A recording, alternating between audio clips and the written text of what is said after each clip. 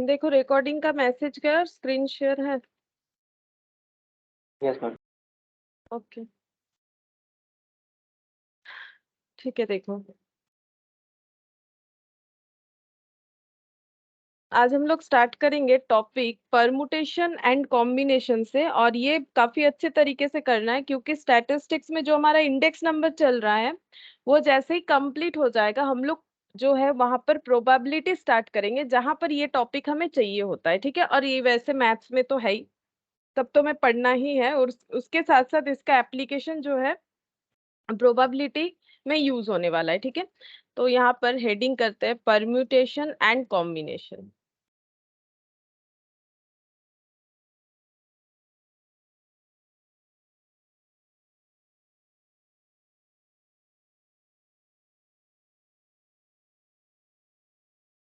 अच्छा, सबसे पहले हमें यहाँ पर जो पढ़ना पड़ेगा that is the fundamental principle. ठीक है, हम दिखाते हैं, देखो हमें क्या क्या पढ़ना है इस पूरे चैप्टर में।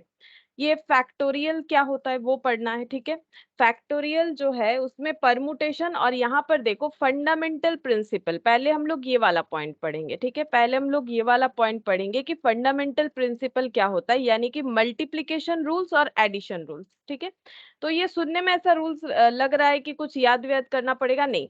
नॉर्मल चीजें अगर तुम लोग जो है डेली लाइफ से इसे रिलेट करोगे तो बहुत ही आसानी से समझ में आ जाएगा। ठीक है, तो हम देखो वैसे ही करवाएंगे ताकि तुम लोग को समझ में आ जाए। तो हम लोग पहले पढ़ेंगे फंडामेंटल रूल्स। और एक चीज बता रहे, देखो जो भी हम लिखवाते हैं क्लास में सभी जो है कॉपी में नोट डाउन होना चाहिए, क्योंकि ये हम चेक भी करेंगे। अगर नोट डाउन नहीं करते हो तो फिर क्वेश्चन सॉल्व नहीं होगा, तो उसका रिस्पॉन्सिबिलिटी भी हम नहीं लेंगे। ठीक है, नोट करना है, जो भी हम लिखवाएंगे सारा चीज नोट करना है, और अगर नहीं करना होगा तो हम बता देंगे कि नोट करने का जरूरत नहीं है। ठीक है, तो सारी चीजों को नोट करना है तुम लोगों को सारे क्लासेस में। ठीक है, मेरे सारे क्लासेस में सारी चीजों को तुम लोग को नोट्स करना है। तो यहाँ पर पहले फंडामेंटल रूल्स, इसमें हम लोग पढ़ेंगे मल्टीप्लिकेशन रूल्स, मल्टीप्लिकेशन रूल्स और एडिशन रूल्स।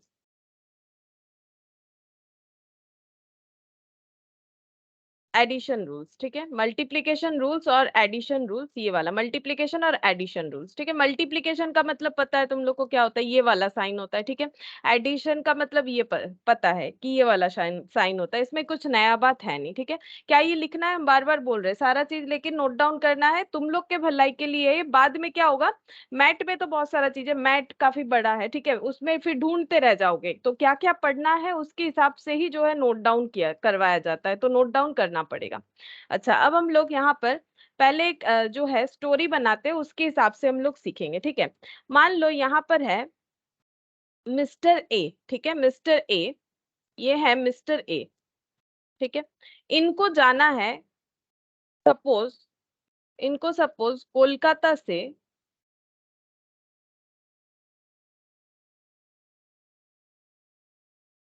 सपोज इनको कोलकाता से पुरी जाना है। ठीक है,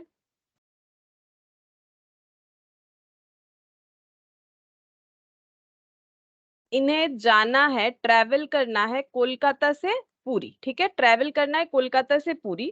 अब कैसे जा सकते हैं, तो देखो कोलकाता से पुरी जाने के लिए बहुत सारे बस भी होते हैं, बहुत सारे ट्रेन भी होते हैं, बस से भी जा सकते हो, ट्रेन से भी जा सकते हो। ठीक है, तो सपोज इनके दिमाग में दो ऑप्शन है कि भाई हम, हाँ अब ये भी बोल सकते हो कि जो है प्लेन में भी जा सकते हैं, लेकिन हम फिलहाल बस और ट्रेन वाला ऑप्शन ही लेते हैं, जो कि नॉर्मल मैक्सिमम लोग यही वाला अवेल करेंगे। ठीक है, तो एग्जाम्पल जो है प्लेन से भी बन सकता है, ऐसा बात नहीं कि नहीं बन सकता है, हम अभी ट्रेन और बस वाला ले रहे हैं। ठीक है, तो यहाँ पर मान लो इन्होंने देखा कि बस का तीन ऑप्शन है। ठीक है, थ्री ऐसे बसेस है जो कि कोलकाता से पुरी जाते हैं, इससे ज्यादा भी हो सकता है, मैंने जस्ट एग्जांपल लिया है, बस वन, बस टू एंड बस three.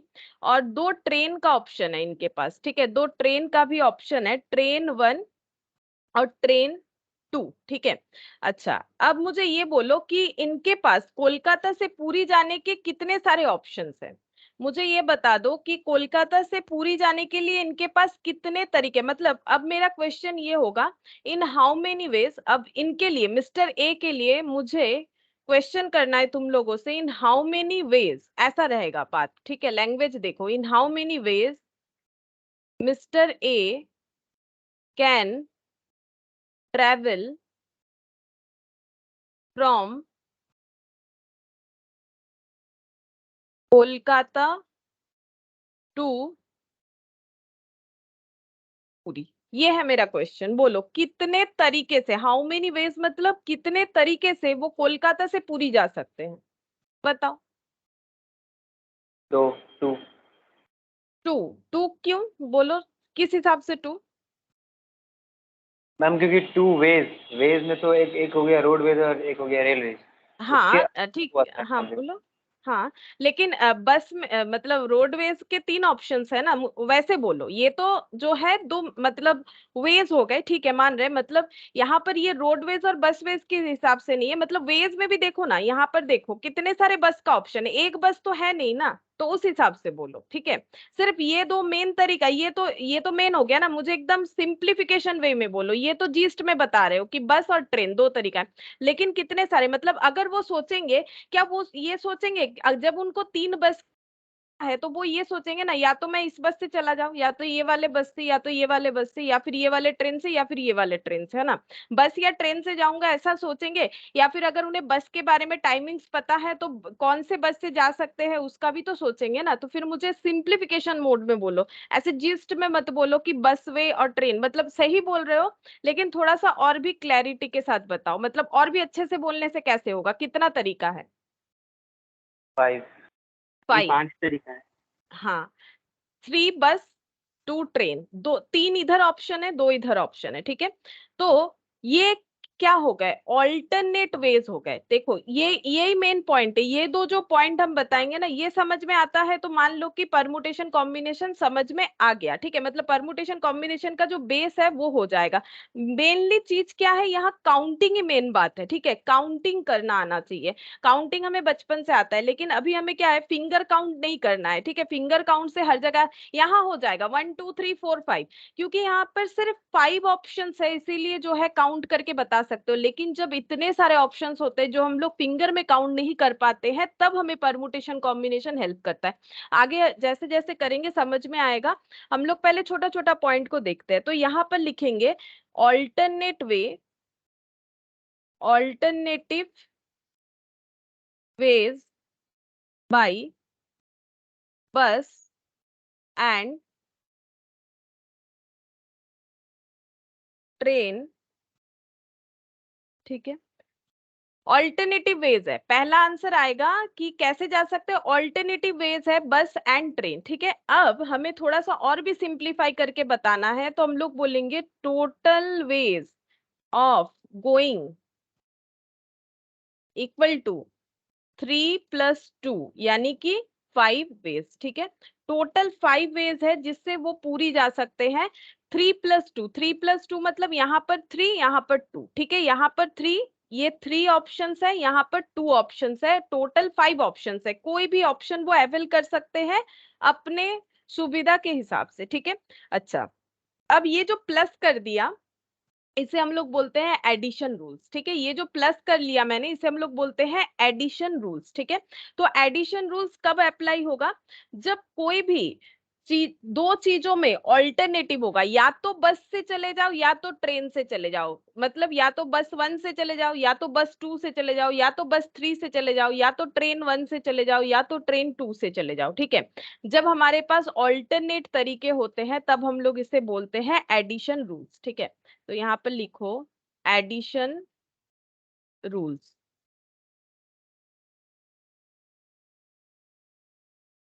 When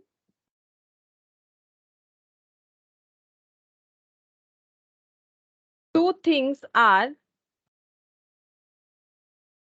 alternative alternate and can be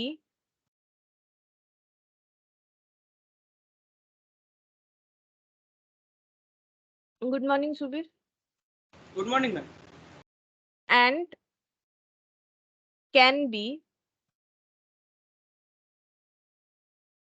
done in m comma n ways, ठीक है। अब ये एम कॉमा इन क्या है बताते हैं, ठीक है, respectively. Therefore total ways equal to m plus n ways, ठीक है।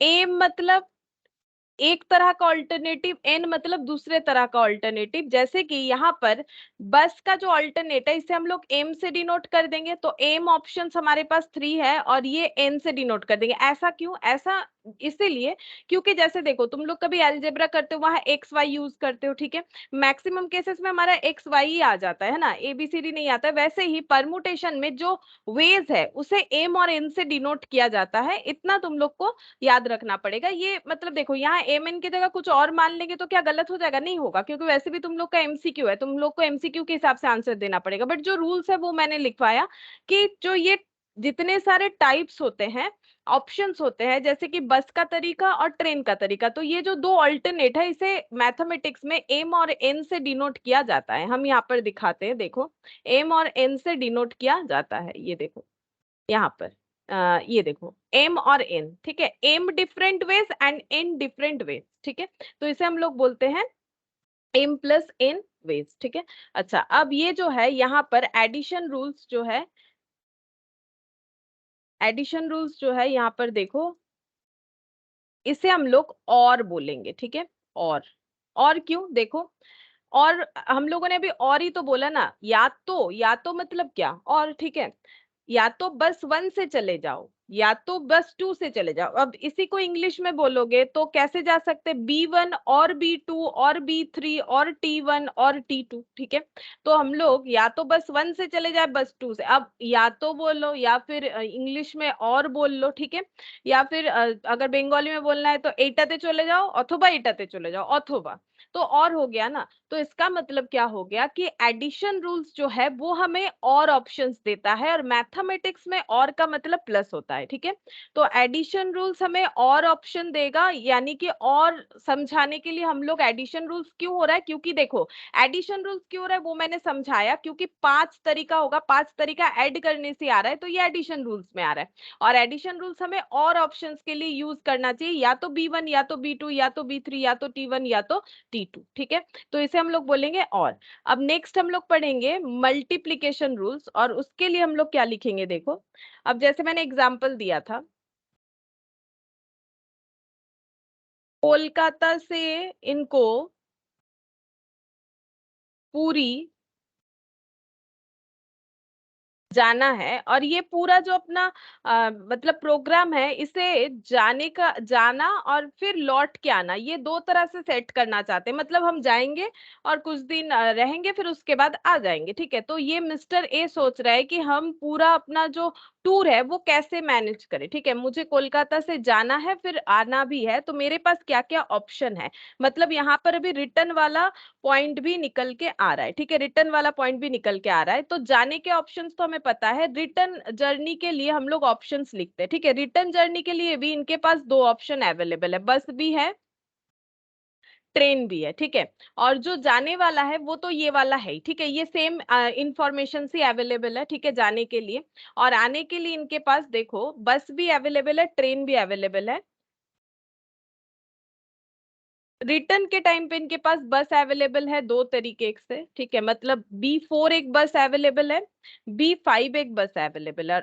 रिटर्न आने के टाइम पे ट्रेन जो है एक ही अवेलेबल है, T3, ठीक है। अच्छा, अब अगर हम लोग ये क्वेश्चन पूछे, क्वेश्चन अब ऐसा है, इन how many veg he can plan his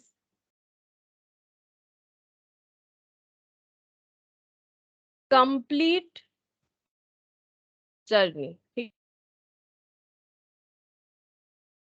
completely कैसे प्लान करेंगे? कंप्लीट का मतलब हमें जाना भी है फिर लौट के भी आना है। मतलब जैसे कहीं घूमने जाते हो तो जाने का टिकट भी जो है वो लेते हो, फिर आने का भी लेते हो ना, रिटर्न टिकट भी ले लेते हैं हम लोग, ठीक है। अभी तो सब अवेलेबल होता है, ऐसा थोड़ी ना है कि रिटर्न टिकट जो है बाद में लेते हैं, नॉर्मली ले लेते हैं। बाकी अगर टिकट विकट नहीं मिलता है, कोई तत्काल करता है, वो बात अलग है। मान लो कि जा रहे हो और फिर लौट के आओगे, दोनों प्लान करके जा रहे हैं हम लोग, अगर दोनों प्लान, इसीलिए मैंने क्वेश्चन बोला है, बाकी प्रैक्टिकली कुछ भी हो सकता है।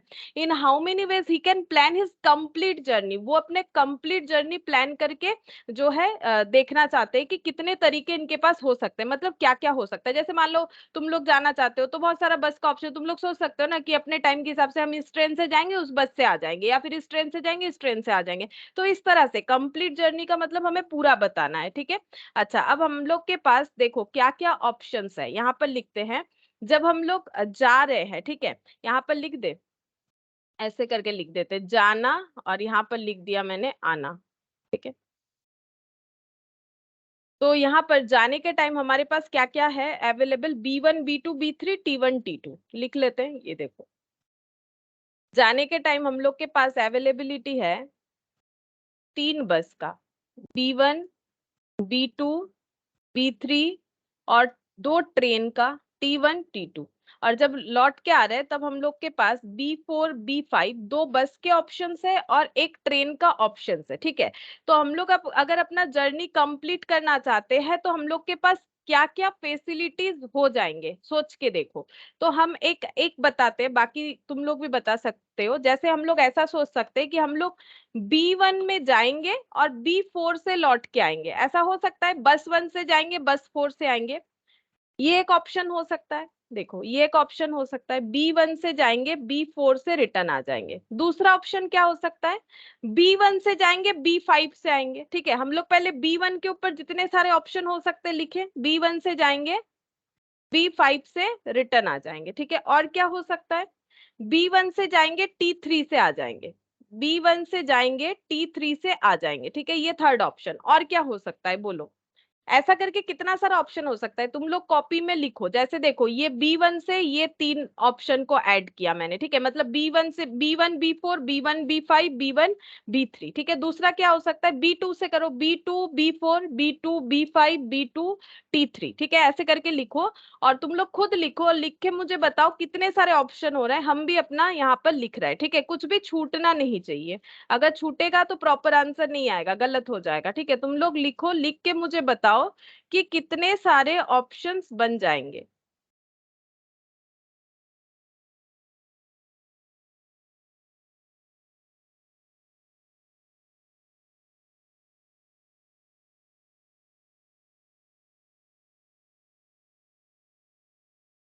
लिख के मुझे बताओ।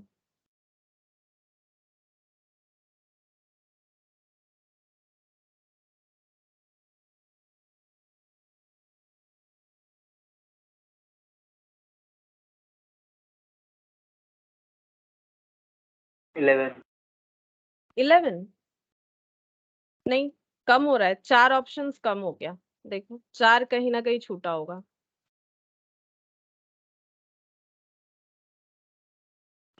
15 हाँ, 15 ऑप्शन होगा। सबको ही लिख के देखो, लिख के देखोगे तो समझ जाओगे। काउंटिंग ही मेन है, अगर काउंटिंग आ जाता है तो और कुछ है ही नहीं, ठीक है। 15 ऑप्शन होगा, कुछ छूटना नहीं चाहिए, ध्यान से लिखो, मिल जाएगा 15 ऑप्शन। और सीक्वेंस में लिखोगे तो गलत नहीं होगा,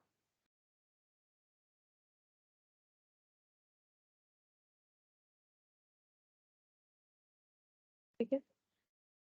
तो देखो कितने सारे ऑप्शन हो सकते हैं, हम यहाँ काउंट करके दिखा रहे हैं। मेरा कितना सारा ऑप्शन हुआ, 1 2 3 4 5 6 7 8 9 10 11 12 13 14 15। अच्छा, मेरा ज्यादा कैसे हो गया, 15 होना चाहिए। टी, एक सेकेंड, मेरा शायद मैंने डबल कुछ लिख दिया होगा, चेक कर लेते हैं एक मिनट।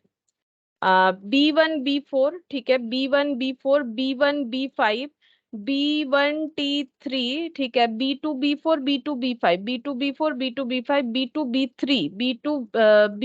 B3 अच्छा, फिर इसके बाद B3 B4 B3 B5 B3 T3 T1 B4 T1 B5 T1 T1 B4 मैंने दोबारा लिख दिया, ऐसे यहाँ लाइन चेंज किया, इसको मैंने दोबारा लिख दिया, इसीलिए गलत हो गया। ठीक है, देखो 15 ऑप्शन कैसे लिखोगे, ये देखो मेरा तो लिखा हुआ है, लेकिन यहाँ से देख के लिखने से तो बेटर है कि तुम लोग खुद लिखो। ये देखो ये 3 ऑप्शन, ठीक है। बस 1 से जाएंगे, बस 4 से आएंगे, बस 1 से जाएंगे, बस 5 से आएंगे, बस 1 से जाएंगे, ट्रेन 3 से आ जाएंगे। B2 का ऐसे 1 2 3, ठीक है। फिर B3 का भी वैसे 1 2 3, ठीक है। फिर T1 का भी ऐसे 1 2 3, ठीक है। फिर T2 का भी ऐसे 1 2 3, ठीक है। ऐसे करके लिखेंगे तो हम लोग के पास 15 ऑप्शंस आ गए, ठीक है।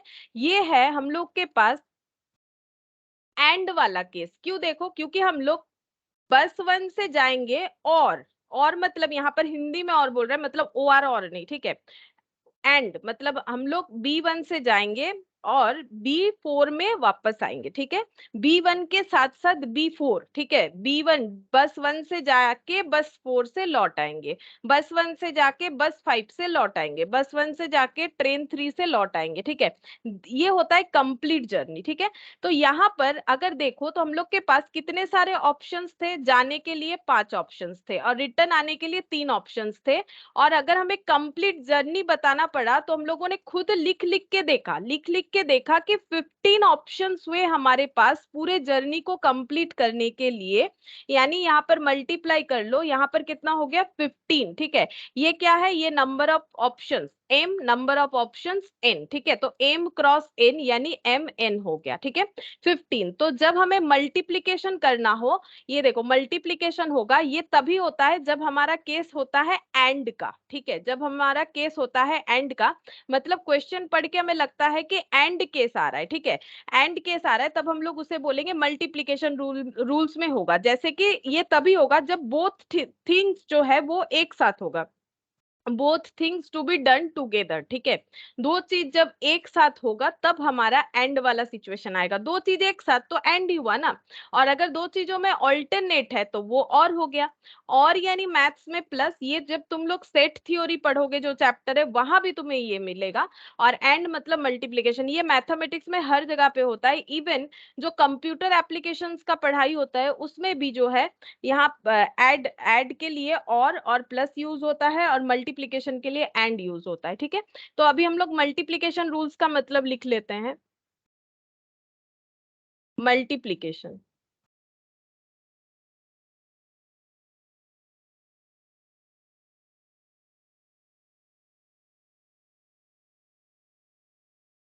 If both things to be done together, then total ways equal to m cross n ways, ठीक है। तो टोटल थिंग्स को हम लोग इस तरह से समझाते हैं m क्रॉस n बोल के, ठीक है।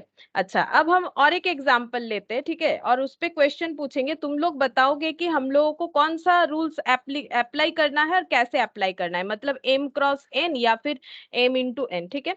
अच्छा, जैसे देखो हम लोग के पास सपोज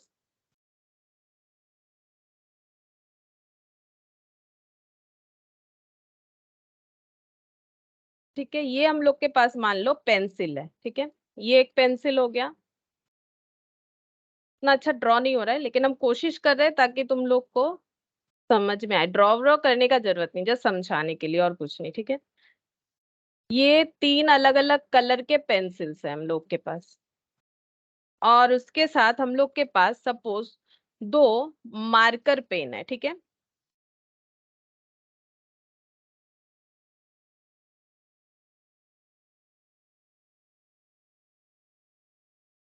ठीक है, ये हम लोग के पास 2 मार्कर पेन है।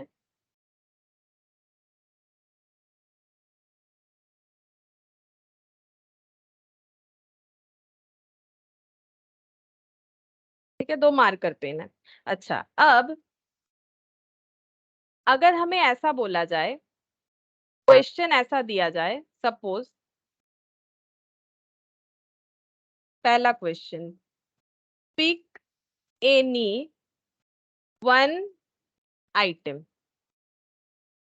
ठीक है। हमें बोला गया पिक एनी वन आइटम। तो कितने तरीके से हम लोग जो है एक आइटम पिक कर सकते हैं। पिक करने का मतलब है कोई भी एक आइटम को लेना, ठीक है, कोई भी एक आइटम को लेना हम लोग कितने तरीके से ले सकते हैं, ठीक है।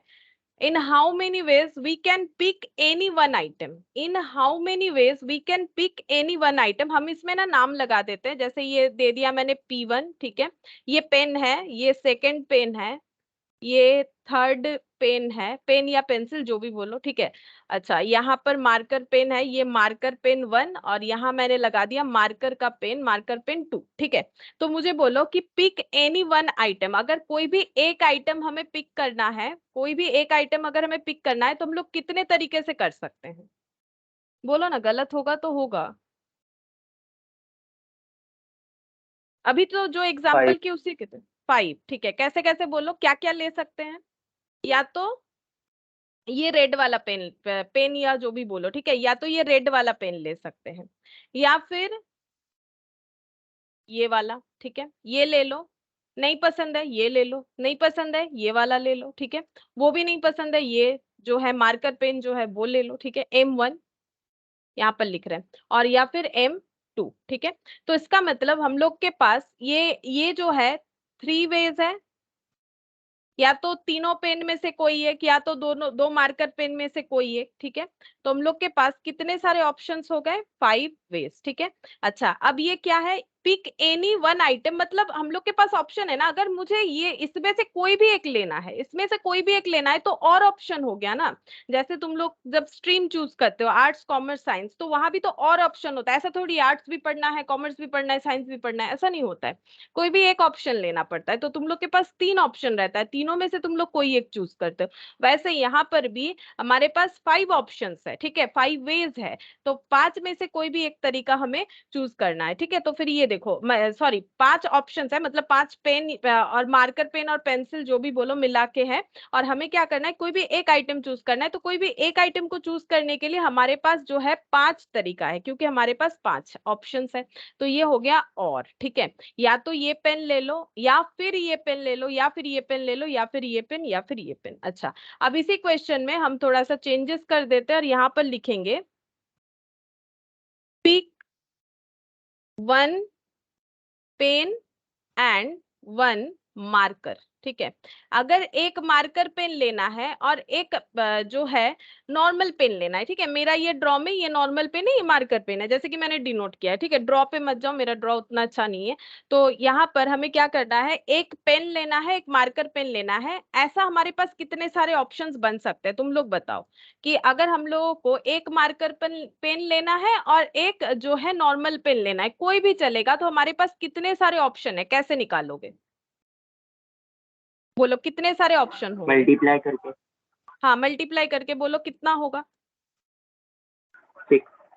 6, करेक्ट। ये देखो ऐसे होगा, हम लोग के पास देखो 3 तरीके का पेन है, P1 P2 P3, और P1 के साथ और मार्कर पेन कितना सारा है देखो, अगर हम लोग P1 ले रहे हैं तो हम लोग उसके साथ M1 ले सकते हैं, ठीक है।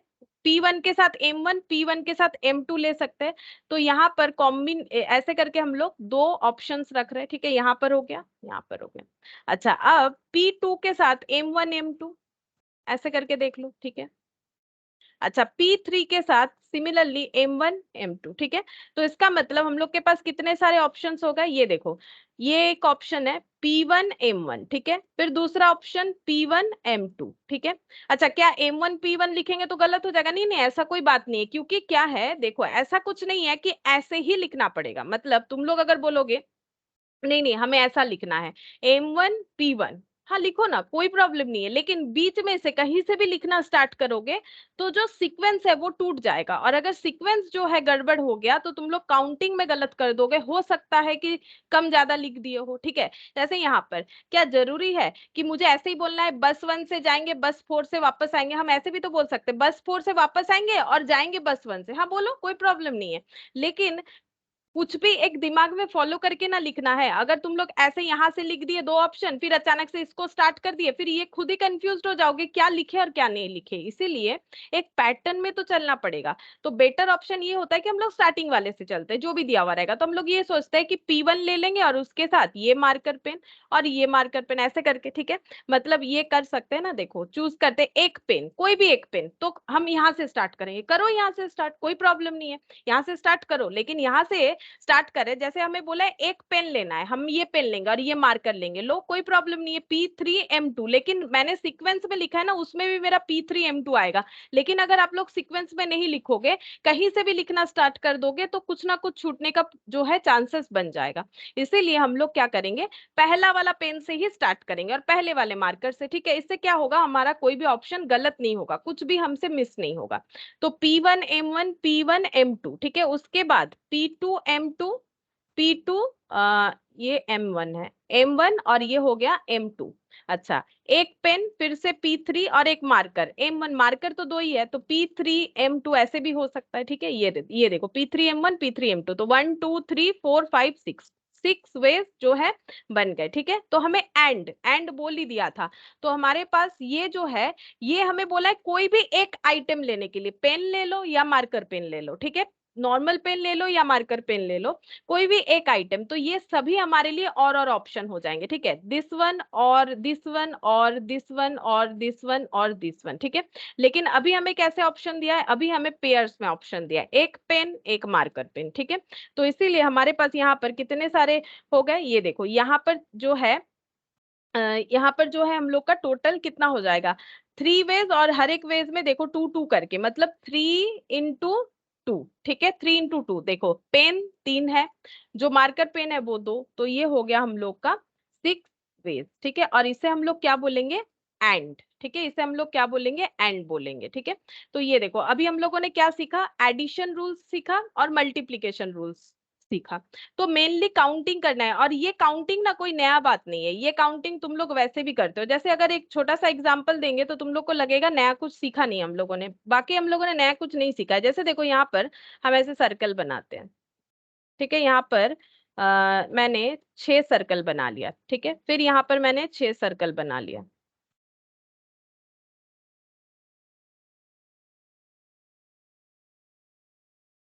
ठीक है।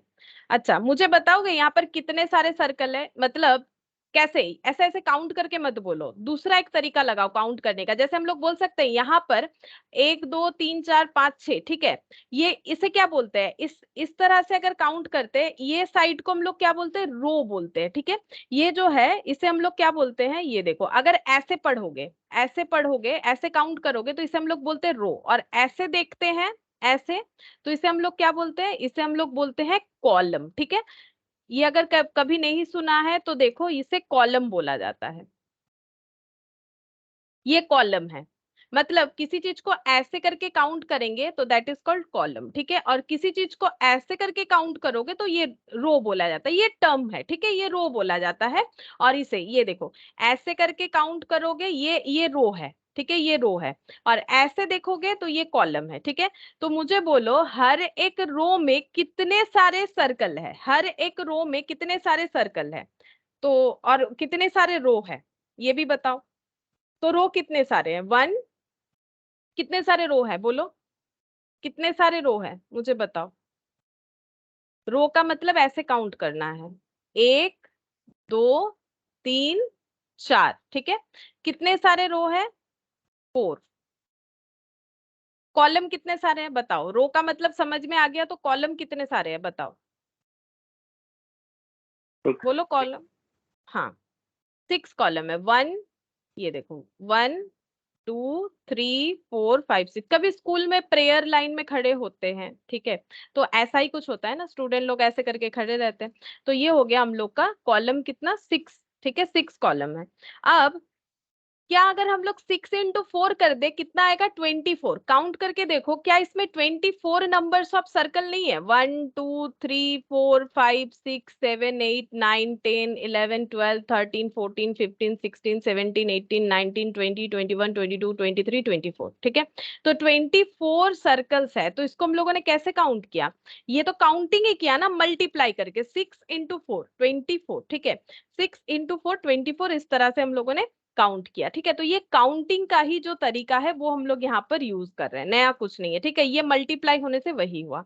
अच्छा, अब देखो हम लोगों ने ये वाला पॉइंट तो सीखा कि एडिशन रूल्स क्या होता है। ठीक है, अब हम लोग एडिशन और मल्टीप्लीकेशन, तो इसमें क्या हो गया, एडिशन और मल्टीप्लीकेशन मेनली जो हमें समझना है, चीज तो हमें समझना ही है, दो दो एग्जाम्पल भी हम लोगों ने कर लिया। अब इसके साथ साथ जस्ट इतना याद रखना है, हमेशा हमें एडिशन का मतलब होता है और ये मेरा एग्जाम्पल याद रखोगे तो याद रह जाएगा। ठीक है, और जो मल्टीप्लीकेशन है उसका मतलब होता है एंड। ठीक है, बाकी मल्टीप्लीकेशन के लिए जो साइन यूज होता है नॉर्मली वो यहाँ पर यूज होगा, एडिशन के लिए जो नॉर्मल साइन यूज होता है वो वहां पर होगा। एडिशन मतलब जब हम लोगों के पास जो वेज है वो ऑल्टरनेट वे में यूज होंगे, मतलब या तो बस 1 या तो बस 2 या तो बस 3 या तो ट्रेन 1 या तो ट्रेन 2। ठीक है, ये हो गया ऑल्टरनेट तरीका। ठीक है, ऑल्टरनेट तरीका होता है तब हम लोग यूज करते हैं। और मल्टीप्लीकेशन मतलब जब हमारे पास जो दो चीज है वो ऑल्टरनेट नहीं है, दो चीज को कंबाइनली करना है। ठीक है, दो चीज को हमें क्या करना है, कंबाइनली करना है, तब हम लोग उसे बोलते हैं मल्टीप्लीकेशन। ये देखो, both things to B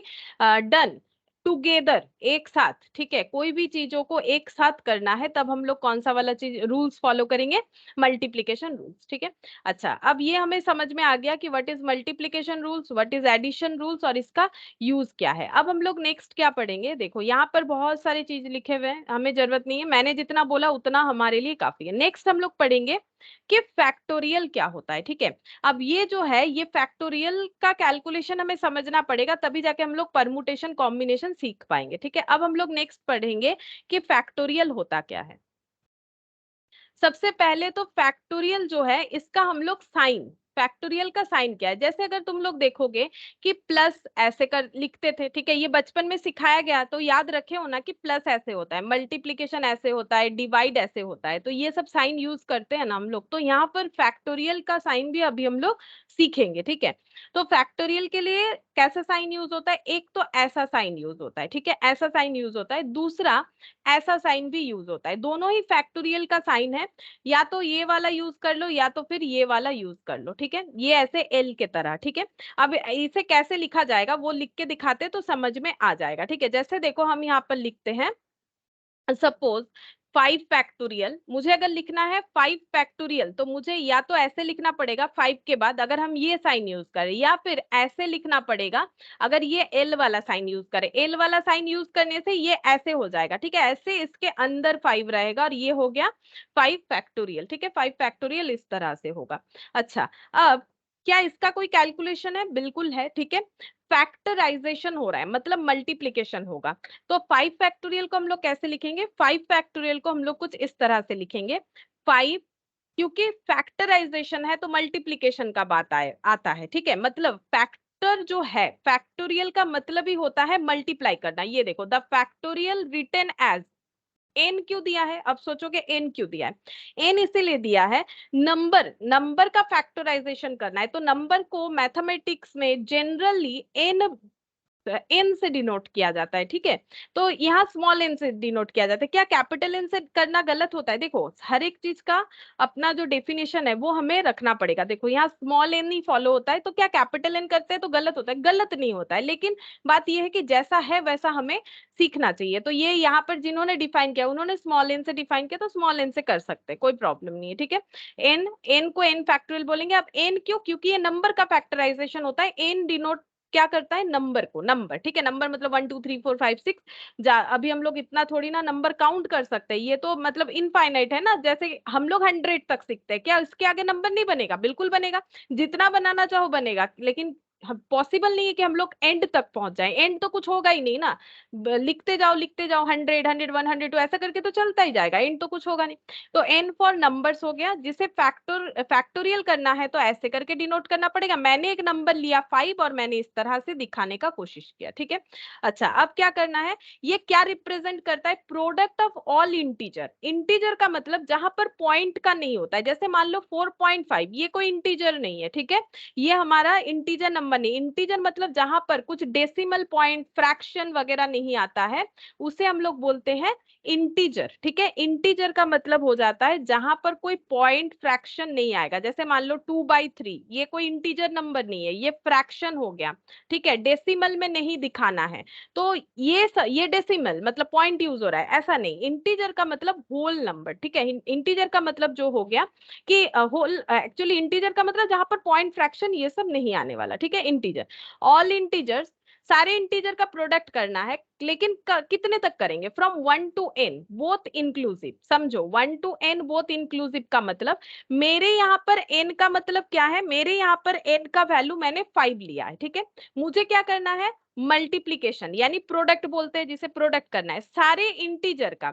integer कहां से कहां तक लेना है, 1 से लेके n तक। तो मेरा n है 5, तो मुझे कहां से कहां तक मल्टीप्लाई करना पड़ेगा, 1 से लेके 5 तक बोथ इंक्लूसिव। मतलब मेरे मल्टीप्लीकेशन में मुझे 1 को भी दिखाना है 5 को भी दिखाना है।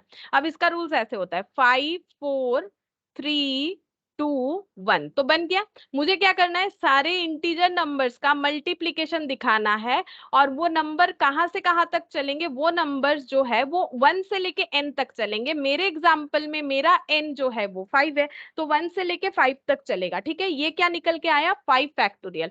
अब ये साइन हम यूज करते, कभी कभी ये भी कर लेते हैं, तो दोनों यूज कर सकते हो, कोई प्रॉब्लम नहीं है, ठीक है। तो 5 इंटू 4 इंटू 3 इंटू 2 इंटू 1, और इसका आंसर निकल के आता है, जो तुम लोग कैलकुलेटर पे कर सकते हो, लेकिन मुझे क्या है, हैबिट है, तो हम लिख देते हैं। मुझे याद है 120 होगा, तुम लोग कैलकुलेटर पे चेक कर लो, 120 होगा। तो ये फैक्टराइजेशन हुआ, ठीक है। अच्छा, अगर हम यहाँ पर लिखते हैं 6 फैक्टोरियल, तो बोलो क्या क्या मल्टीप्लाई करके लिखना पड़ेगा। अगर हम लिखते हैं 6 फैक्टोरियल तो मुझे क्या क्या लिखना पड़ेगा, बोलो बोलो क्या लिखना पड़ेगा। अगर हम 6 फैक्टोरियल लिखते हैं तो मुझे क्या क्या लिखना पड़ेगा, सेम इसी तरह से। 6 into 5 into 4 into 3 into 2 into 1. 6 5 4 3 2 1, ठीक है। मतलब क्या करना है, सिंपल सा बात इतना है कि जिस नंबर का फैक्टोरियल करेंगे वहां से स्टार्ट करो, बैक में 1 तक लिखते जाओ, वहां से स्टार्ट करो, बैक में 1 तक लिखो। इतना डेफिनेशन का कोई जरूरत नहीं है, ठीक है। यहाँ से स्टार्ट करेंगे, बैक में 1 तक।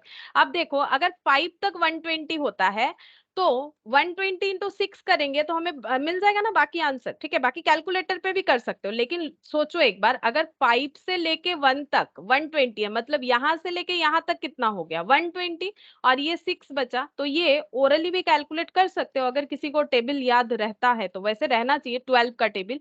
तो 12 इंटू 6 कितना हो जाएगा, 720, ठीक है। ये हो गया 720।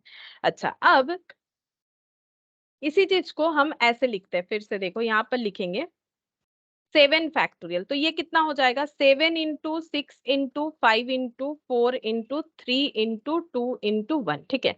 अच्छा, अब इसको और एक तरीके से हम लोग लिख सकते हैं, कैसे लिख सकते हैं, इसको हम लोग ऐसे लिख सकते हैं, 7 फैक्टोरियल इक्वल टू, ध्यान से देखो, 7 इंटू, क्या यहां से लेके यहां तक को कुछ लिख सकते हो, बोलो ये वाला वैल्यू नहीं, यहां से लेके यहां तक को क्या हम लोग 6 फैक्टोरियल बोल सकते हैं, एक बार सोच के देखो। ये जो डेटा है 6 5 4 3 2 1, क्या हम लोग इसे 6 फैक्टोरियल लिख सकते हैं, मुझे ये बताओ। ये जो मैंने यहाँ कवर किया है, क्या हम लोग इसे 6 फैक्टोरियल लिख सकते हैं, क्योंकि 6 फैक्टोरियल का मतलब 6 5 4 3 2 1 होता है कि नहीं होता है, बोलो क्या हम लोग इसे 6 फैक्टोरियल लिख सकते हैं। इसी से हमारा फॉर्मूला बनेगा धीरे धीरे। तो तुम लोग समझ के मुझे बताओ, क्या इसे हम लोग 6 फैक्टोरियल लिख सकते हैं, हाँ या ना। हाँ मैम. लिख सकते हैं ना। देखो, इसको हम लोग इजीली 6 फैक्टोरियल लिख सकते हैं, तो मैंने यहाँ पर लिख दिया 6 फैक्टोरियल। ठीक है, मैंने यहाँ पर लिख दिया 6 फैक्टोरियल। तो ये क्या है, ये एक प्रोसेस है। जब हमें जरूरत होगा हम लोग बिगर डेटा को स्मॉलर फॉर्म में ट्रांसफर कर लेंगे। इसके जगह ये लिख दिया, लेकिन ये कब जरूरत होगा, जब क्वेश्चन करोगे समझ में आ जाएगा कि कब जरूरत होगा। ठीक है, अच्छा अब ऐसा भी हो सकता है, जैसे मान लो यहाँ पर मैंने लिख दिया 9 फैक्टोरियल, और इसका मतलब क्या होता है 9 8 7 6 5 4 3 2 और 1। ठीक है, क्या इसको हम लोग ऐसे लिख सकते हैं 9 इंटू, ठीक है, ये 8 से लेके सपोज 1 तक, इसको हम लोग क्या डिनोट करेंगे, 8 से लेके 1 तक इसे हम लोग क्या डिनोट कर सकते हैं बोलो, 8 6 से फैक्टोरियल। 8 factorial, correct 8 factorial. तो ये क्या हो गया 9 इंटू 8 फैक्टोरियल। ठीक है, तो ये सब समझो, जब करोगे तब हम जब लिखना स्टार्ट करेंगे तब ये ना आए कि इसके जगह 8 फैक्टोरियल कैसे हो गया। ठीक है, तो ये सारी चीजों को हमें धीरे धीरे समझना पड़ेगा। अच्छा, अब थोड़ा सा हम लोग मैथमेटिकल फॉर्मेट में और भी आगे चलते हैं। जैसे ये देखो, यहाँ पर सपोज मैंने यहाँ पर लिख दिया 8 फैक्टोरियल। ठीक है, अब 8 फैक्टोरियल का मतलब क्या होता है 8 7, इतना हम लोग अभी तक जो है सीख चुके हैं कि 8 फैक्टोरियल का मतलब है 8 से स्टार्ट करो 1 तक लिखते जाओ। ठीक है, अब मैथमेटिक्स में क्या बोला है यहाँ पर कि डेफिनेशन हमें बोल रहा है कि फैक्टोरियल के लिए हम लोग जो नंबर लेते हैं उसे स्मॉल एन से डिनोट करते हैं। ठीक है, तो 8 हमारा स्मॉल एन है। अच्छा, अब ये है 8, तो 8 के जगह हम लोग अगर इसे एन में रिप्रेजेंट करना चाहते हैं, मेरे बात को समझो, अगर हम 8 को n बोल रहे हैं, क्यों बोल रहे हैं, क्योंकि n फॉर नंबर, मैंने नंबर में 8 लिया है। ठीक है, 8 लिया है, 8 अडॉप्ट किया है। अच्छा, तो यहाँ पर 8 के जगह हमें क्या लिखना चाहिए, सोच के थोड़ा सा बताओ। ये अगर 8 के जगह मैंने n लिया है तो यहाँ पर 8 के जगह क्या लिखोगे बोलो, बोलो ना, गलत होगा सो होगा। हम बोल रहे हैं, मेरा बात का थोड़ा सा ध्यान से सुनो, समझ जाओगे। 8 के जगह मैंने n लिखा है, हम आंसर लेकिन बताए जा रहे हैं, तुम लोग सोचो थोड़ा सा। तो यहाँ पर 8 के जगह क्या लिखेंगे, 8 के जगह n लिखेंगे, करेक्ट, n ही ना लिखेंगे, n लिखेंगे। अच्छा, ये मल्टीप्लीकेशन है, मल्टीप्लीकेशन लिखा, ये 7 है। अच्छा, 7 मतलब n से मुझे डिनोट करना है, सुनो 7 को मुझे n से डिनोट करना है। तो ये मेरा 7 कैसे आया है, क्या इसको हम ऐसे बोल सकते हैं, क्या इसको हम ऐसे बोल सकते हैं, हम एक काम करते हैं, एक लाइन नीचे चलते हैं। ठीक है, एक लाइन नीचे, ये रहने दो, एक लाइन नीचे लिखेंगे, ऐसे लिखेंगे, यहाँ पर n फैक्टोरियल n लिखा। अब हम यहाँ पर लिखना चाहते हैं 8 के जगह 8 है, 7 को हम ऐसे लिखेंगे 8 माइनस 1। ठीक है, ये समझाने के लिए, ताकि ये समझ में आए, सुनो। ठीक है, तो अब मुझे ये बोलो कि अगर ये मेरा 8 के जगह n है, 8 माइनस 1 करने से तो 7 होता है, तो इसको क्या लिखेंगे, n से रिप्रेजेंट करना है। 8 का मतलब क्या है, 8 का मतलब क्या है हर जगह पे, n minus n, n minus 1, correct, n minus 1। 6 का मतलब 8 से डिनोट करो, 8 माइनस कितना लिखोगे बोलो, 8, 8 माइनस 1, ये 8, हाँ 2, करेक्ट। तो यहाँ पर n माइनस कितना लिखेंगे, 2, n माइनस 2। n minus 2। अच्छा, ये n से ही डिनोट करते जाना है, n का ही प्रेजेंटेशन है, तो -2, तो 5 के लिए क्या लिखेंगे, 3, 3, 5 माइनस 3, 3। n minus 3। ठीक है, यहाँ नीचे n माइनस 3 आ रहा है इसके हिसाब से। अच्छा, 8 माइनस यहाँ पर कितना हो जाएगा 4 के लिए, 4। 4। ठीक है, तो ये 4 हो जाएगा, 8 7 6 5 4, मैंने ना 3 2 1 नहीं लिखा यहाँ पर, देखो ये छूट गया ना, 3 2 1, मैंने 1 लिख दिया गलती से। ठीक है, तो ये हो गया। अब यहाँ पर इसके लिए क्या रिप्रेजेंट करेंगे, n माइनस लोग लिखेंगे n माइनस 3, n माइनस क्या हो जाएगा 4। ठीक है, n माइनस हो जाएगा 4। अच्छा, फिर यहाँ पर 8 माइनस क्या हो जाएगा 3 के लिए, ये तो 4 तक हुआ, 3 के लिए 8 माइनस 5। ठीक है, यहाँ पर n माइनस 5, यहाँ पर 8 माइनस 6। ठीक है, यहाँ पर कितना हो जाएगा 8 n माइनस 6। ठीक है, यहाँ पर कितना हो जाएगा 8 माइनस 7, 1 बन गया, तो यहाँ पर कितना हो जाएगा, यहाँ पर हो जाएगा n माइनस 7, ठीक है, n-7 ऐसे बन गया n फैक्टोरियल से, अगर मुझे इसे रिप्रेजेंट करना है। अब जनरल फॉर्म देखो, तो जनरल फॉर्म में क्या होगा, ये तो मैंने 8 और n को कंपेयर करके बताया, तो जनरल फॉर्म में n फैक्टोरियल का मतलब हो जाएगा n into n-1 into n-2, चाहे n कुछ भी हो, चाहे n कुछ भी हो, अगर n 8 है तो यहाँ पर आके खत्म होगा, 7 में आके खत्म होगा, ठीक है, क्योंकि 8 - 7 1 हो जाएगा, मुझे तो एंड तक 1 ही लाना है। तो अगर मुझे जनरल फॉर्म लिखना है तो n फैक्टोरियल का मतलब n n-1 n-2 dot dot dot dot का मतलब ऐसे चलता जाएगा, और एंड कहां पर आके होगा बोल सकते हो, एंड हमेशा कहां पर आके होगा। अगर मुझे n फैक्टोरियल डेफिनेशन क्या बोला था, डेफिनेशन क्या बोला था डेफिनेशन कि कहां से शुरू होगा, 1 से शुरू होगा, 1 से लेके n तक चलेगा, ठीक है। तो हम लोग लिखते कैसे हैं, हम लोग n से शुरुआत करते हैं, 1 में आके खत्म करते हैं, n से शुरुआत करते हैं, 1 में आके खत्म करते हैं, n से शुरुआत करते हैं, 1 में आके खत्म करते हैं, ये मैंने इसको रिप्रेजेंट किया है, ठीक है, ये मैंने इसको रिप्रेजेंट किया है। तो जब ये 8 - 7 होगा तो ये 1 बन जाएगा, ठीक है। अच्छा, अब मुझे जनरल फॉर्म में अगर लिखना है, डॉट डॉट मतलब n का वैल्यू कुछ भी हो, n का वैल्यू कुछ भी हो, एंड वाला नंबर कौन सा होगा, सोच के बताओ, n का वैल्यू कुछ भी हो, हमेशा एंड नंबर क्या होगा, चेक करो, एंड नंबर क्या होता है, एंड नंबर क्या होगा, एंड का नंबर हमेशा क्या होगा, और स्टार्टिंग का क्या होगा, स्टार्टिंग का n होगा और एंड का 1 होगा, स्टार्टिंग का n होगा, 1 एंड का 1 होगा, ठीक है। तो एंड नंबर हमेशा हमेशा 1 होगा। तो इसका मतलब ये n से स्टार्ट हो रहा है, मल्टीप्लाई होते जाएगा। अब n-1 क्यों होगा, वो मैंने समझाने के लिए इसे किया कि 8 के बाद 7 आता है, 7 का मतलब अगर मुझे 8 से रिप्रेजेंट करना है तो 8 - 1, 6 का मतलब 8 - 2, तो ऐसे करके यहाँ पर 1 में खत्म होगा, डॉट डॉट। तो तुम लोग सोच रहे हो कि मैंने यहाँ 1 नहीं लिखा, क्यों नहीं लिखा, क्योंकि ये 1 हो रहा है ना, मैंने इसे 8 का रिप्रेजेंटेशन दिखाया, इसीलिए मैंने यहाँ पर 1 नहीं लिखा। बाकी इस पे 8 पुट करो ना, क्योंकि मैंने ये तो 8 का रिप्रेजेंटेशन दिखाया, ये 8 है, ये 8 - 1 है, तो ये बनेगा ना, 8 - 7 1 बनेगा, बिल्कुल बनेगा, जब इसे सॉल्व करोगे बिल्कुल बनेगा। तो इन जनरल फॉर्म हमें ये बोल रहा है कि n फैक्टोरियल का मतलब क्या होगा, पहले n, फिर उससे 1 कम, फिर उससे 2 कम, फिर उससे 3 कम, करते करते 1 तक, अप टू 1 तक होगा, ठीक है।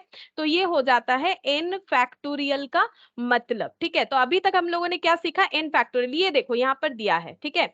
n फैक्टोरियल का मतलब n n-1 n-2 dot dot करके 3 to 1। क्या हम लोग भी 3 to 1 लिख सकते, बिल्कुल लिख सकते हो, क्यों नहीं लिख सकते हो। देखो, अगर एंड वाला 1 है, फिर से सोचो, कोई भी नंबर ले लो, अगर लास्ट वाला 1 है, क्या उसके आगे वाला 2 होगा कि नहीं होगा, मुझे ये बताओ। 8 ले लो, उसके आगे 1 के आगे 2 रहेगा, ठीक है। 7 ले लो, देखो 1 के आगे 2 होगा। तुम लोग 9 ले लो, 1 के आगे 2 होगा। 5 ले लो, 1 के आगे 2 होगा। क्या ये सारे जगह पे एप्लीकेबल होगा, बिल्कुल होगा। तो इसके आगे वाला क्या होगा, 2 होगा, उसके आगे वाला क्या होगा, 3 होगा, उसके आगे क्या होगा, 4 होगा। ऐसे करके लास्ट में कुछ ना कुछ तो आएगा, जिसका फैक्टोरियल लिख रहे हैं वही आएगा। तो क्या जरूरी है कि हम लोग 1 तक ही लिखे, नहीं, इसीलिए तो देखो ना डॉट डॉट दिया है, डॉट डॉट, ठीक है। यहाँ पर क्या है उस पर डिपेंड करेगा, लेकिन लास्ट 1 2 3 ऐसे करके ही आएगा, ठीक है, ऐसे करके ही आएगा। बैक में जाओगे, तुम लोग कोई भी ले लो, तुम लोग अगर 10 भी लिखते हो, 10 फैक्टोरियल भी लिखते हो, तो लास्ट में तो यही रहेगा, 1 2 3 4 5 6 7 8 9 10, ठीक है।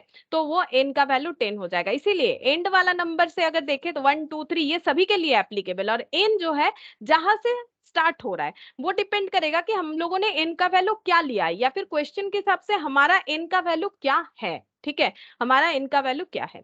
अच्छा, अब अगर हमें बताया जाए कि 18 फैक्टोरियल निकाल के दिखाओ, ठीक है। अब तुम लोग अगर अपना कैलकुलेटर लोगे, जैसे हम यहाँ पर एक क्वेश्चन दे रहे हैं, क्योंकि मैंने अभी तुम लोग को सिखाया कि कैलकुलेट कैसे करते हैं फैक्टोरियल को। तो जब 18 फैक्टोरियल कैलकुलेट करोगे तो कैसे कैलकुलेट करोगे, कैलकुलेटर निकालो अपना और मुझे कैलकुलेट करके बताओ कि आंसर आ भी रहा है कि नहीं आ रहा है। जैसे 18 फैक्टोरियल मतलब क्या लिखना है, 18 into 17 into 16 into 15 into 14 into 13 into 12 into 11 10 9 8 7 6 5 4 3 2 1, ठीक है। कुछ छूटा तो नहीं है, देख लो, इधर से देखते, 1 2 3 4 5 6 7 8 9 10 11 12 13 14 15 16 17 18, चलो अच्छा, अब इसको लिखो तुम लोग कैलकुलेटर में, मुझे लिख के बताओ कि कितना आ रहा है। 18 हम भी लिख रहे हैं, तुम लोग भी लिखो। देखो आंसर नहीं आएगा शायद, ठीक है, शायद नहीं, कंफर्म नहीं आएगा। तुम लोग देखो क्या अराइज हो रहा है, कैलकुलेटर में क्या दिखा रहा है।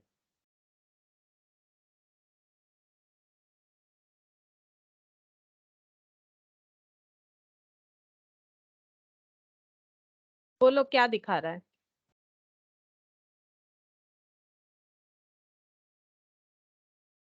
मेरा वाला कैलकुलेटर में शायद दिख जाए, लेकिन तुम लोग का जो नॉर्मल जो कैलकुलेटर है उस पे नहीं दिखेगा। एरर दिखा रहा है कैलकुलेटर, है भी तुम लोग के पास कैलकुलेटर? एरर एरर नहीं, 6.402373 इंटू 10। ये एक साइंटिफिक कैलकुलेटर है शायद। Yes ma'am, scientific calculator. हाँ नहीं, साइंटिफिक तो अलाउड नहीं है ना एग्जाम में, साइंटिफिक में नहीं करना है हमें, ठीक है। साइंटिफिक में सारे आंसर्स आ जाते हैं, वो हमें नहीं लेना है। हमें नॉर्मल जो कॉमर्शियल कैलकुलेटर है उस पे ही करना है, ठीक है, क्योंकि एग्जाम में वही अलाउड रहेगा। और वो कैलकुलेटर हमें परमिशन नहीं देगा इतने सारे डिजिट को मल्टीप्लाई करने का। अगर सामने देखो, अगर तुम लोग के पास है कॉमर्शियल वाला कैलकुलेटर, क्योंकि एग्जाम में वही लगेगा, तो वो एक होना चाहिए सभी के पास, ठीक है। अगर नहीं है तो धीरे धीरे ले लो, वो हमें चाहिए, क्योंकि साइंटिफिक कैलकुलेटर हमें इस एग्जाम के लिए अलाउड नहीं किया जाएगा। तो हम लोग इसी पे प्रैक्टिस करेंगे। तो जब तुम लोग कोई भी कॉमर्शियल कैलकुलेटर पे इतने सारे डिजिट मल्टीप्लाई करोगे ना, तो स्क्रीन पे ऐसा दिखेगा, ये जो कैलकुलेटर का स्क्रीन होगा ना, यहाँ पर ऐसा ई दिखेगा। एरर क्यों दिख रहा है? क्योंकि वो कैलकुलेटर का कैपेसिटी नहीं है कि वो इतने सारे डिजिट को कैलकुलेट कर ले, ठीक है। और साइंटिफिक में भी देखो, वो टू दी पावर में दिखा रहा है आंसर, क्योंकि वो इतने सारे डिजिट है, इतने सारे डिजिट है, इसीलिए टू दी पावर में दिखा रहा है। तो तुम लोग एक कॉमर्शियल कैलकुलेटर लेके जरूर से करके देखो, वहां पर ई एरर दिखाएगा। तो इसीलिए जब हमारा इतना सारा डिजिट लेके कैलकुलेट कर पाना मुश्किल हो जाता है, तब हम लोग का आंसर भी ना इस फॉर्मेट में होता नहीं है, कुछ अलग फॉर्मेट में रहता है, जैसे कि ऐसा फॉर्मेट, ठीक है, जैसे कि ऐसा फॉर्मेट। मतलब जब हमारा पूरा आंसर नहीं आएगा, तब हम लोग ऐसे वाले फॉर्मेट को यूज करते हैं। और तुम लोग ऑप्शन में देख भी सकते हो, वैसे तो तुम लोग का ऑप्शन है, कोई प्रॉब्लम नहीं है, समझ में आ जाएगा कि आंसर का पैटर्न कैसा है, ठीक है। तो ऐसे सब जो डिजिट्स होते हैं ना, उसके लिए हमें एरर दिखा देगा हम लोग का जो नॉर्मल कैलकुलेटर रहेगा, और उसी से हमें करना है। तो हम लोग इस ऐसे जो डिजिट्स रहेंगे उसे हम लोग कुछ अलग तरीके से रिप्रेजेंट कर सकते हैं। लाइक ऐसा कर सकते हैं कि मतलब डिपेंड करता है कैसा ऑप्शन रहेगा, ठीक है। तो ये हम लोग फैक्टोरियल फॉर्मेट में इसे दिखा सकते हैं। तो नॉर्मली इस तरह के आंसर हमारे नहीं दिखेंगे, नॉर्मल कैलकुलेटर में हमें एरर दिखेगा, ठीक है। इसी वजह से हमें इस तरह के फॉर्मेट का पता होना चाहिए कि हम लोग इसको यूज करके इस तरह के फॉर्मेट में लिख के आंसर को क्लोज कर सकते हैं, ठीक है। अच्छा, अब देखो यहाँ पर हम एक क्वेश्चन दे रहे हैं, इसको तुम लोग सॉल्व करके बताओ। 18 फैक्टोरियल डिवाइडेड बाय 15 फैक्टोरियल कितना होगा? लेकिन तुम लोग को क्या करना है, थोड़ा सा दिमाग लगा के कैलकुलेट करना है। पूरा 18 लिख दोगे, 15 लिख दोगे, ऐसा मत करो। कुछ अपना दिमाग लगाओ और दिमाग लगा के सोचो कि कैसे लिखे ताकि जल्दी हो, ठीक है, जल्दी हो, टाइम बचे। और हम लोगों ने अभी तक जो सीखा उसका एप्लीकेशन करोगे तो जरूर आंसर मिलेगा। जैसे कि हम बता भी देते हैं किसका एप्लीकेशन करना है, इस तरह के चीजों का एप्लीकेशन कर। हाँ बोलो, बोलो फोर एट बोलो। सिक्स आंसर होगा, 4896 आंसर होगा। 4896 करेक्ट, 4896 होगा। बट कैलकुलेटर में नहीं कर रहे हो ना, कैसे करके कर रहे हो? क्योंकि देखो साइंटिफिक वाला नहीं चलेगा। मैम मैम 15 फैक्टोरियल दोनों में है, तो 15 फैक्टोरियल कट जाएगा, तो 18 इंटू 17 इंटू 16 होगा, 4 हाँ हाँ हाँ, करेक्ट करेक्ट, यही करना है। 18 इंटू 17 इंटू 16, ठीक है। अच्छा, 16 के बाद क्या आता है? 15। अच्छा, उसके बाद देखो, अगर बाकी लोगों को नहीं समझ में आ रहा है हम बताते हैं। 15 14, अगर तुम लोग नॉर्मल लिखना स्टार्ट कर दोगे, मान लो ध्यान नहीं दिए मेरे बात का, ठीक है, और ऐसा लिखना स्टार्ट कर दी, ठीक है, लिखो, स्टार्टिंग में कोई प्रॉब्लम नहीं है, गलती होता है, ऐसा बात नहीं, गलत कुछ नहीं है, मतलब हमें अपना टाइम भी तो बचाना है ना।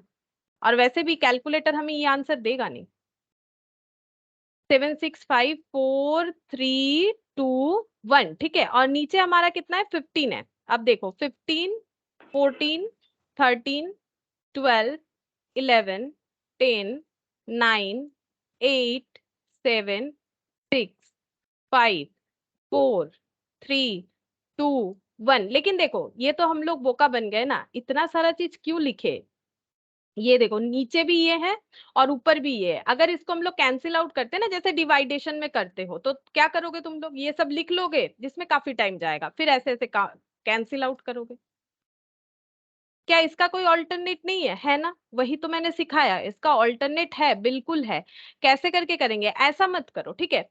ये कर सकते हो, स्टार्टिंग में एक दो बार गलती कर लो, कोई बात नहीं है, बाद में नहीं गलती होना चाहिए। क्या करोगे, इसका दूसरा अप्रोच लोगे। पहला बात है कि हमें इतना सारा चीज तो लिखना ही नहीं है। कहाँ से कहाँ नहीं लिखना है, यहाँ से लेके यहाँ तक। ये पूरे चीज को हम लोग क्या लिख सकते हैं, ये देखो, इस पूरे चीज को हम लोग ऐसा लिखेंगे, ये देखो 18 17 16, ठीक है। नीचे तो हमें पता है ये 15 फैक्टोरियल है, तो नीचे का 15 फैक्टोरियल ना वैसे का वैसा रहने दो। ऊपर क्या लिखेंगे, 15 फैक्टोरियल लिख देंगे, ठीक है। क्योंकि 16 के बाद 15 आता है, ये देखो मैंने दिखाया 15 से लेके 1 तक, और 15 से लेके 1 तक क्या होता है, 15 फैक्टोरियल होता है। इस बात का ध्यान रखो, 15 से लेके 1 तक 15 फैक्टोरियल, नीचे तो 15 फैक्टोरियल था ही। इसे कैंसिल आउट करेंगे ना, इंडिविजुअली क्यों करें, नहीं करेंगे, क्योंकि हम लोगों ने सीखा है कि कैसे करके कैलकुलेट करना चाहिए। तो ये बन गया, तो ये कैंसिल आउट हो गया। अब कैलकुलेटर का यूज करो, ठीक है। अब कैलकुलेटर का यूज करो, क्योंकि ओरली ये टाइम लगेगा मल्टीप्लाई करने में। और क्यों करें, हमारे पास तो कैलकुलेटर अलाउड है, बट हाँ साइंटिफिक वाला अलाउड नहीं है। 4896, ठीक है, 4896 ये आंसर आएगा। तो इस चीज का ध्यान रखना है कि हम लोग कहाँ पर क्या यूज करेंगे। जैसे मैंने बोला ना, ये मैंने क्यों सिखाया, इसका यूज देखो, खुद ब खुद समझ में आएगा कि इसका यूज कैसे करना है। अच्छा, और एक क्वेश्चन देते हैं, और मुझे फटाफट से बोलो आंसर क्या होगा। बोलो इसका आंसर क्या होगा, ये तो और भी आसान है। 23। 23 करेक्ट, ये 23 सही हुआ है। ये देखो 23, नीचे क्या है, 22 फैक्टोरियल है।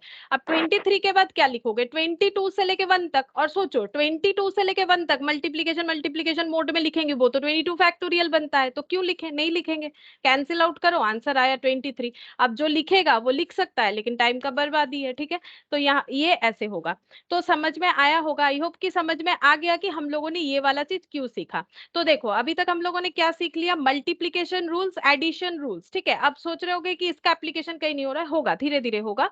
अच्छा, इसके बाद हम लोगों ने देखा कि फैक्टोरियल क्या होता है, ठीक है। अब फैक्टोरियल से रिलेटेड कुछ क्वेश्चंस हम लोगों ने किया। अब हम लोग मैथ का एक दो एग्जाम्पल में चलते हैं। जैसे देखो यहाँ पर, ये यहाँ पर ही दिखा देते हैं 5 फैक्टोरियल, मैंने ऑलरेडी लिख के दिखाया तुम लोग को, 5 से लेके 1 तक। अब ये कैलकुलेटर लोगे, फटाफट मल्टीप्लाई करोगे, आंसर मिल जाएगा। 4 फैक्टोरियल, तो 4 से लेके 1 तक लिखोगे, जो मैंने ऑलरेडी लिख के दिखाया हुआ है तुम लोग को, 24 हो जाएगा। 6 फैक्टोरियल लिखोगे, 6 से लेके 1 तक 720 हो जाएगा, ठीक है। तो ये हो गया, ये एग्जाम्पल 1 था, जो कि मैंने पहले ही तुम लोगों को लिख के दिखा दिया है। फिर है एग्जाम्पल 2, जिसमें है 9 factorial by 6 factorial, 10 factorial by 7 factorial. ये भी आसान है, ये यहाँ पर करके दिखा दे, ठीक है। ये देखो 9 फैक्टोरियल बाई 6 फैक्टोरियल तुम लोग भी करके देख सकते हो। तो 9 इंटू 8 इंटू 7 इंटू, हम लोग 6 फैक्टोरियल लिखे, नीचे देखेंगे 6 फैक्टोरियल है, तो जहां नीचे के वैल्यू के साथ जो है मैचअप करके वहीं पर रोक देंगे, ठीक है। जैसे हम लोगों ने 7 के बाद 6 लिखा, आगे नहीं लिखा, क्यों, नीचे 6 था, कैंसिल आउट करो। अब इसको कैलकुलेटर लो और इस पे मल्टीप्लाई करो, 9 8 7, तीनों को मल्टीप्लाई करो, आएगा कितना आंसर, 504, ठीक है। ऐसे तो बहुत सारे एग्जाम्पल हो सकते हैं, इसीलिए ये सब तो मैंने दिखाया, अपने एग्जाम्पल से दिखाया, तो ये अलग से नहीं कर रहे, यहाँ करके दिखा रहे। बाकी तुम लोग कॉपी में लिखो, कोई प्रॉब्लम नहीं है। 10 फैक्टोरियल और 7 फैक्टोरियल, इसको कैसे लिखोगे, 10 9 8 और 7, ठीक है। और यहाँ मैंने नीचे लिख दिया 7 फैक्टोरियल, ठीक है, जैसे था। तो 7 और 7 कैंसिल आउट, 8 इंटू 9 72, 72 इंटू 10 720, ये रहा आंसर, ठीक है। ये कुछ टफ नहीं था। तो ये हम लोग का हो गया, एक बार फिर से दो एक क्वेश्चन से प्रैक्टिस हो गया। अब हम लोग ये वाला क्वेश्चन करेंगे, एग्जाम्पल 3, ये लिख के करेंगे, ठीक है। तो जैसे मैंने ये एग्जाम्पल्स दिखाया, अगर ये नहीं भी लिखते हो ठीक है, समझ में आने से मतलब है, लेकिन एग्जाम्पल 3 को लिख के ही करना है। एग्जाम्पल 3 हमें बोल रहा है कि 1/9 फैक्टोरियल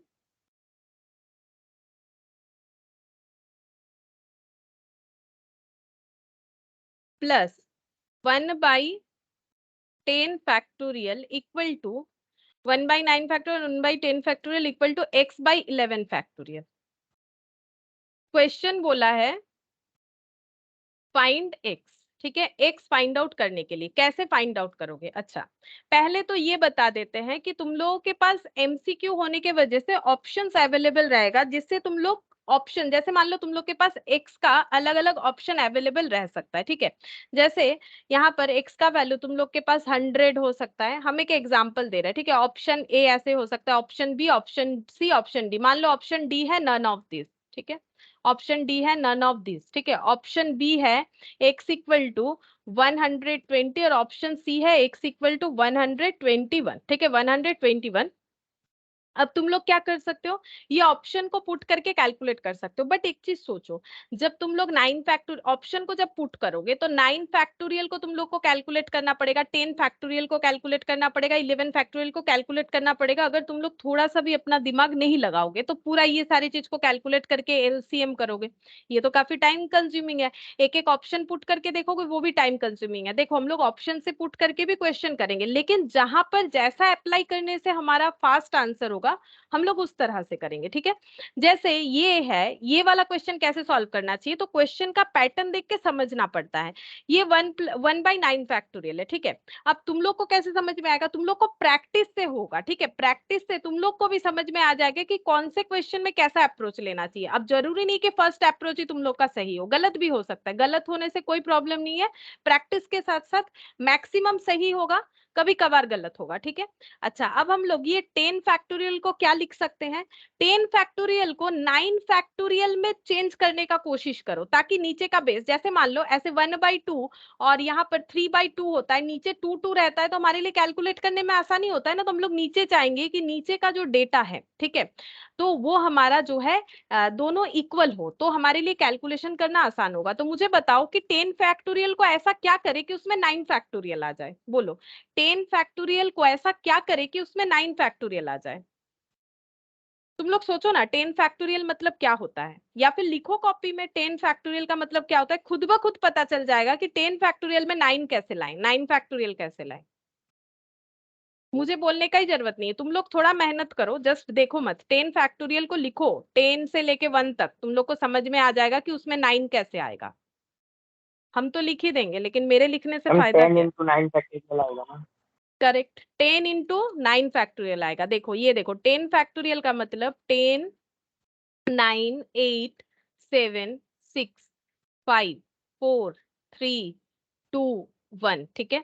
तो यहाँ पर 10 और 9 से लेके 1 तक इसको हम लोग लिखेंगे 9 फैक्टोरियल, तो मेरा 10 इंटू 9 फैक्टोरियल आ जाएगा, ठीक है। ये करने से क्या होगा, जैसे मैंने अभी बताया कि हमारा जो वैल्यू है वो नीचे का वैल्यू अगर बराबर आता है तो हमारे लिए कैलकुलेशन करने में जो है आसान होता है, इसीलिए, और कोई बात नहीं है, ठीक है। अच्छा, अब देखो यहाँ पर ये जैसा है वैसा ही लिखेंगे हम। अच्छा, 11 फैक्टोरियल में भी 9 लाने का कोशिश करो, इसमें भी 9 लाने का कोशिश करो। ऐसा क्या करे कि यहाँ पर भी कुछ 9 वगैरह आ जाए।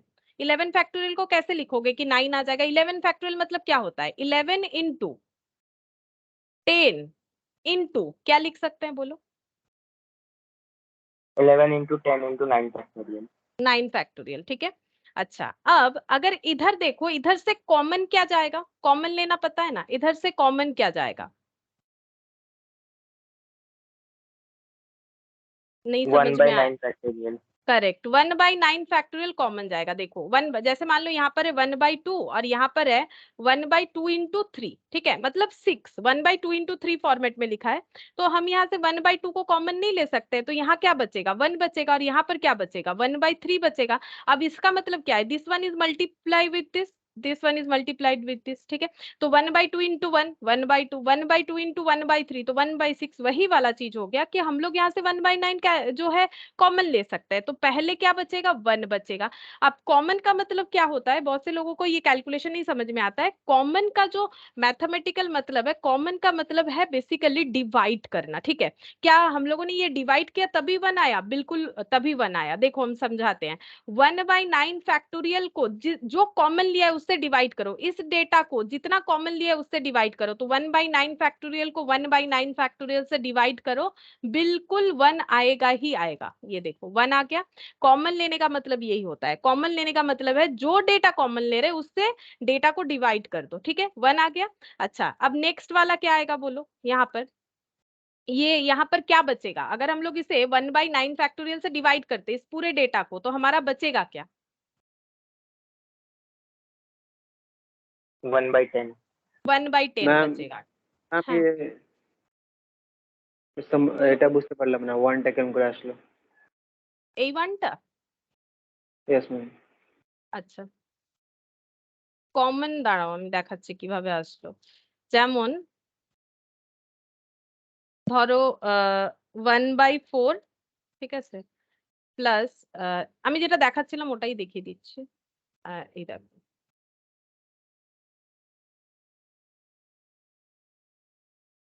এরকম আছে। ধরো এখান থেকে আমি 2 কমন নিলাম, ঠিক আছে, 2 কমন নিলাম, এরকম আছে 6+4, ঠিক আছে, আমি এখান থেকে 2 কমন নিতে চাইছি, ঠিক আছে।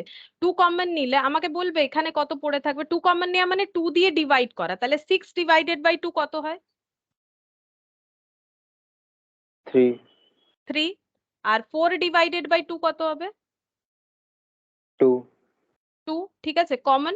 এবার এটা মাল্টিপ্লাই করো, তাহলে অ্যাজ ইট ইজ হয়ে যাবে। এটা এটা এরকম ব্র্যাকেট মানে তো মাল্টিপ্লাই, তাহলে 2 × 3 কি হলো 6, আর 2 × 2 কি হলো 4, ঠিক আছে। সবসময় মনে রাখো কমন নেওয়া মানে ডিভাইড করা। এবারে কমন আমরা কি নিচ্ছি? কমন আমরা সেটাই নেব না যেটা দুজনের কাছে আছে। দুটো জিনিস যদি কারো কাছে একই রকম থাকে তবেই তো কমন নিতে পারবো। এখানে সিমিলারিটিস কি আছে? 1/9 ফ্যাক্টোরিয়াল আর 1/9 ফ্যাক্টোরিয়াল, সেই জন্য আমি কমন 1/9 ফ্যাক্টোরিয়াল নিচ্ছি, ঠিক আছে। এইটা বুঝতে পারছো কেন আমরা 1/9 ফ্যাক্টোরিয়াল নিচ্ছি? না এটা বুঝতে পারলে না, আগে বলো তবে আগেরটা বোঝাতে পারবো। এটা ওটা বুঝে গেছি, ওটা বুঝে গেছি। বুঝে গেছো? এবার কমন নেওয়া মানে ডিভাইড করা, তার মানে তোমাকে অ্যাকচুয়ালি করতে হবে এইটা। যদি আমি ম্যাথামেটিক্যালি পুরো জিনিসটাকে এক্সপ্লেন করি, তার মানে আমি পুরো ডেটার থেকে 1/9 ফ্যাক্টোরিয়াল কমন নেওয়ার মানে আমি পুরো জিনিসটাকে 1/9 ফ্যাক্টোরিয়াল দিয়ে ডিভাইড করছি, ঠিক আছে। এবার ধরো 2+4/2 মানে কি? 2/2 আর 4/2, 2/2 4/2, তাহলে সেম জিনিসটা এটার জন্য অ্যাপ্লিকেবল হবে। এটা মানে 1/9 factorial divided by 1/9 factorial plus, যেহেতু এখানে প্লাস আছে, 1/10 × 9 ফ্যাক্টোরিয়াল ডিভাইডেড বাই 1/9 ফ্যাক্টোরিয়াল। বলো এতটা বুঝতে পারলে কিনা, তারপর আমি এটা বোঝাচ্ছি আবার 1 কি করে এলো। হ্যাঁ হ্যাঁ, এত বুঝে গেছি। এটা বুঝতে পারলে? আচ্ছা এবারে এবারে আমরা যদি এটাকে নর্মাল যদি ক্যালকুলেট করি, তাহলে 1/9 ফ্যাক্টোরিয়াল আর ম্যাথস এর রুলস হিসেবে কি হয়, যেমন ধরো 2/3 ডিভাইডেড বাই 2/5, এটাকে আমরা কিভাবে লিখি? 2/3 যেমন আছে তেমন, 2/5 টা রিভার্স হয়ে যায়, 5/2 হয়ে যায়, ঠিক আছে। তাহলে 1/9 ফ্যাক্টোরিয়াল যেমন আছে সেরকম, এটা যদি রিভার্স হয়ে যায় তাহলে কত হবে? মাল্টিপ্লাই হয়ে 9/1। 9 ফ্যাক্টোরিয়াল বাই 1, তাহলে এটা কাটাকাটি হয়ে গেল, ক্যান্সেল আউট হয়ে গেল, তাহলে কত থাকবে? 1। ও ওকে। 1। এটাও তাই হলো, ঠিক আছে। আচ্ছা সিমিলারলি এখানে 1/10 কিভাবে আসছে, যদি এটাকেও চেক করি আমরা, 1/10 × 9 ফ্যাক্টোরিয়াল ইন্টু 9 ফ্যাক্টোরিয়াল বাই 1, এটা রিভার্স হয়ে গেল, তাহলে 9 ফ্যাক্টোরিয়াল ক্যান্সেল আউট, পড়ে কি থাকলো? 1/10। 10। ক্লিয়ার? বুঝতে পারলে? Yes ma'am. ঠিক আছে, কোনো ডাউট থাকলে বলো। না না, বুঝে গেছি। बुझे গেছো? ठीक है। अच्छा देखो, तो जो भी डाउट होगा ना, छोटा से छोटा डाउट हो कोई प्रॉब्लम नहीं है, कुछ सोचो मत लो, क्योंकि एक छोटा सा डाउट जो है आगे पूरे चैप्टर को बेकार कर देगा, फिर लगेगा कि मैथ टफ है। ऐसा नहीं है, ठीक है। कुछ भी छोटा सा भी प्रॉब्लम हो कोई बात नहीं है, तुम लोग पूछ सकते हो, चाहे वो कितना भी जो है आसान हो या कितना भी टफ हो, उससे कोई प्रॉब्लम नहीं है, लेकिन चीज पूरा समझना है हमें, ठीक है। कोई भी डाउट हो पूछ सकते हो। अच्छा अब यहाँ पर बचा हुआ चीज लिखेंगे, 11 × 10 × 9 फैक्टोरियल। अब क्या करना है, 1/9 फैक्टोरियल जैसा है वैसा लिखो, इसको एलसीएम करो। बोलो इसका एलसीएम में नीचे कितना आएगा, बोलो।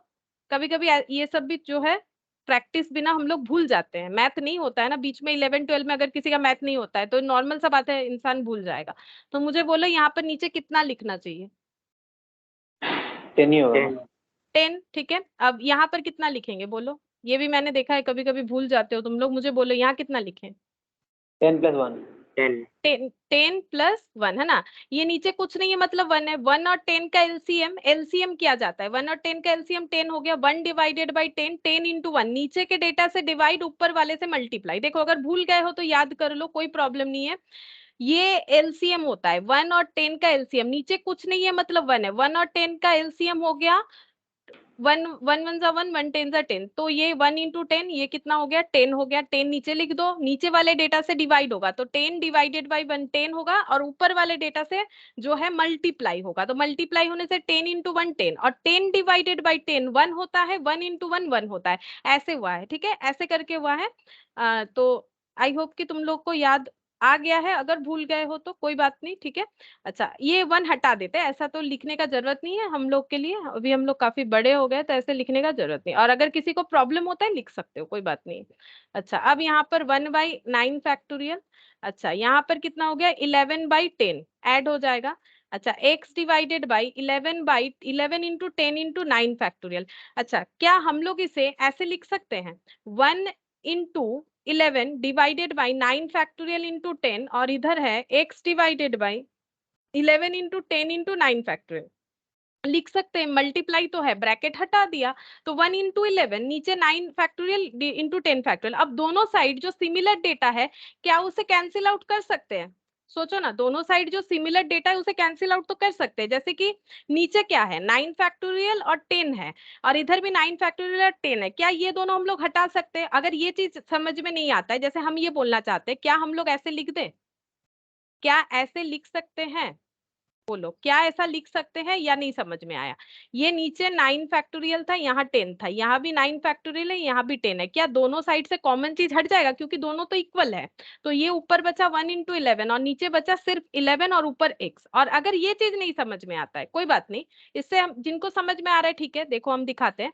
अब क्रॉस मल्टीप्लीकेशन हो जाएगा, तो यहाँ पर कुछ नहीं है, नीचे मतलब 1 है, x इंटू 1 x, और यहाँ पर 1 इंटू 11 इंटू 11, ठीक है, और 11 इंटू 11 121 होता है, आंसर 121 होगा। लेकिन अगर तुम लोग को ये नहीं समझ में आया, कोई बात नहीं, क्रॉस मल्टीप्लीकेशन कर लो, ये तो समझ में आता है।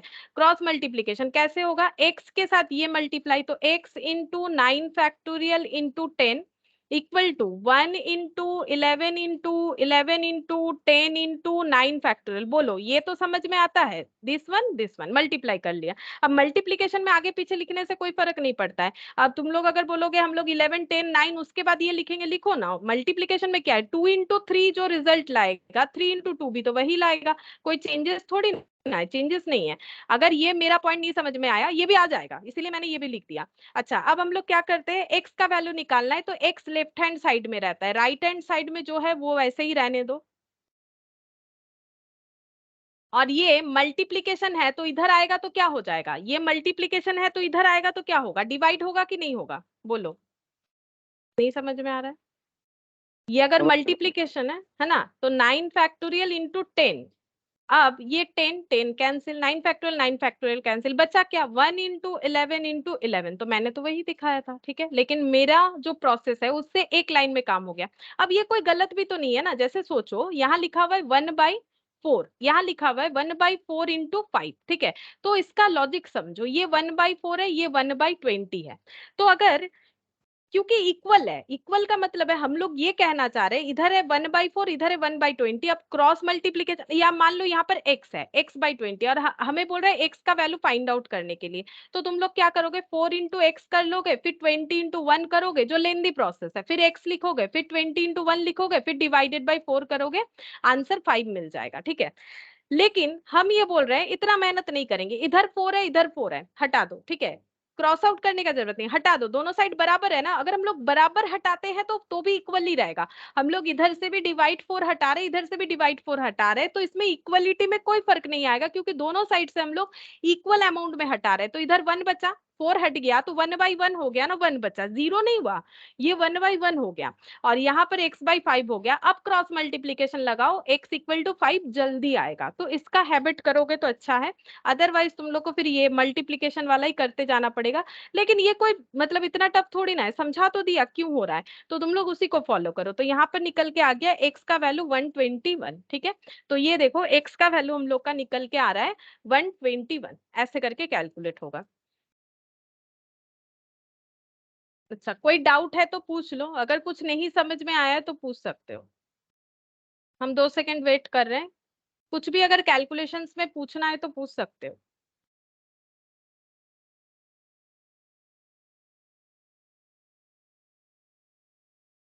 मैम एग्जाम में ये सर एमसीक्यू 1 मार्क्स का होगा? हाँ, सारा चीज ये 1 मार्क का रहेगा, मैथ स्टैट लॉजिकल रीजनिंग सारे 1 1 मार्क करके 100 मार्क का रहेगा, और जो है नेगेटिव मार्किंग भी रहेगा, अगर एक गलत हुआ तो 0.25 करके नंबर डिडक्ट हो जाएंगे, करेक्ट के लिए 1, रॉन्ग के लिए 1, रॉन्ग के लिए 0.25।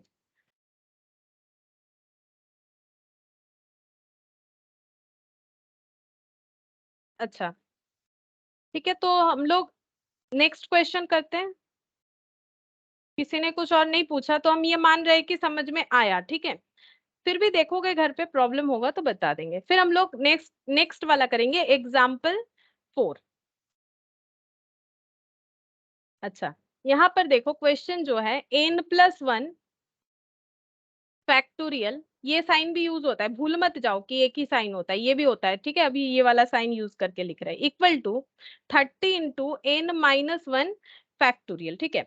अच्छा, मैंने दो दो अलग अलग तरीके का साइन यूज कर लिया, जो कि प्रॉब्लम होगा, किसी भी एक तरीके का यूज करेंगे, ठीक है। अच्छा, अब ऐसे क्वेश्चन को हम ये बोलेंगे कि इसको सॉल्व करना सीखना तुम लोगों के लिए मैंडेटरी नहीं है, हम सिखा सकते हैं, लेकिन क्या होगा ना, इसमें तुम लोग को लगेगा कि काफी ज्यादा टफ है। हम एक दिखा देंगे, अभी ये वाला क्वेश्चन हम दिखा देंगे कि इसको तुम लोग कैसे सॉल्व कर सकते हो, लेकिन उसके पहले हम दिखाते हैं कि ये सॉल्व करना कितना आसान है। मान लो n का वैल्यू 4 दिया हुआ है, ऑप्शन n का वैल्यू 5 दिया हुआ है, n का वैल्यू 10 दिया हुआ है, और d में n का वैल्यू 9 दिया हुआ है। तो मुझे बताओ, ये पुट करके तुम लोग बता सकते हो कि n का आंसर क्या होगा? बता सकते हो, ऐसा नहीं कि नहीं बता सकते हो। जैसे तुम लोग अगर सोच रहे हो कि मेरा ये वाला आंसर हो सकता है, मतलब पहला से ही ना इंसान सोचना स्टार्ट करेगा, कहीं से भी नहीं करेगा, कर सकते हो, लेकिन हम लोग पहले वाले से ही करते, ठीक है। तो 4+1 फैक्टोरियल, तो ये हो गया 5 फैक्टोरियल। अब फटाफट कैलकुलेटर निकालोगे, बोलो 5 फैक्टोरियल कितना होता है? कैलकुलेटर में कैलकुलेट करके मुझे बताओ 5 फैक्टोरियल कितना होता है। मुझे तो याद है, हम तो अभी बता देंगे, लेकिन तुम लोग मुझे बताओ 5 फैक्टोरियल कितना होता है। 120। 120, ठीक है। ये इधर आ गया, तो इधर भी अगर ये डेटा से 120 आएगा तभी ना आंसर सही है। और इधर क्या बोल रहे हैं, 30 इंटू 4-1 फैक्टोरियल, ठीक है। मेरा नहीं ये साइन देने का ज्यादा आदत है, तो हम ये नहीं दे पाते, यही दे दिया मैंने, ठीक है। तो 30 इंटू 3 फैक्टोरियल, बोलो इसका आंसर क्या होगा? 3 फैक्टोरियल मतलब 3 से लेके 1, 3 फैक्टोरियल मतलब 3 to 1, बोलो कितना आएगा? 180। 180। तो क्या ऑप्शन ए करेक्ट है? नहीं समझ में आया मेरे को? नहीं। गलत है ना, ये 120 आ रहा है, ये 180 आ रहा है, तो ऑप्शन ए नहीं है, गलत है। सिमिलर तरीके से ऑप्शन बी को चेक करो, सिमिलर तरीके से ऑप्शन बी को चेक करो।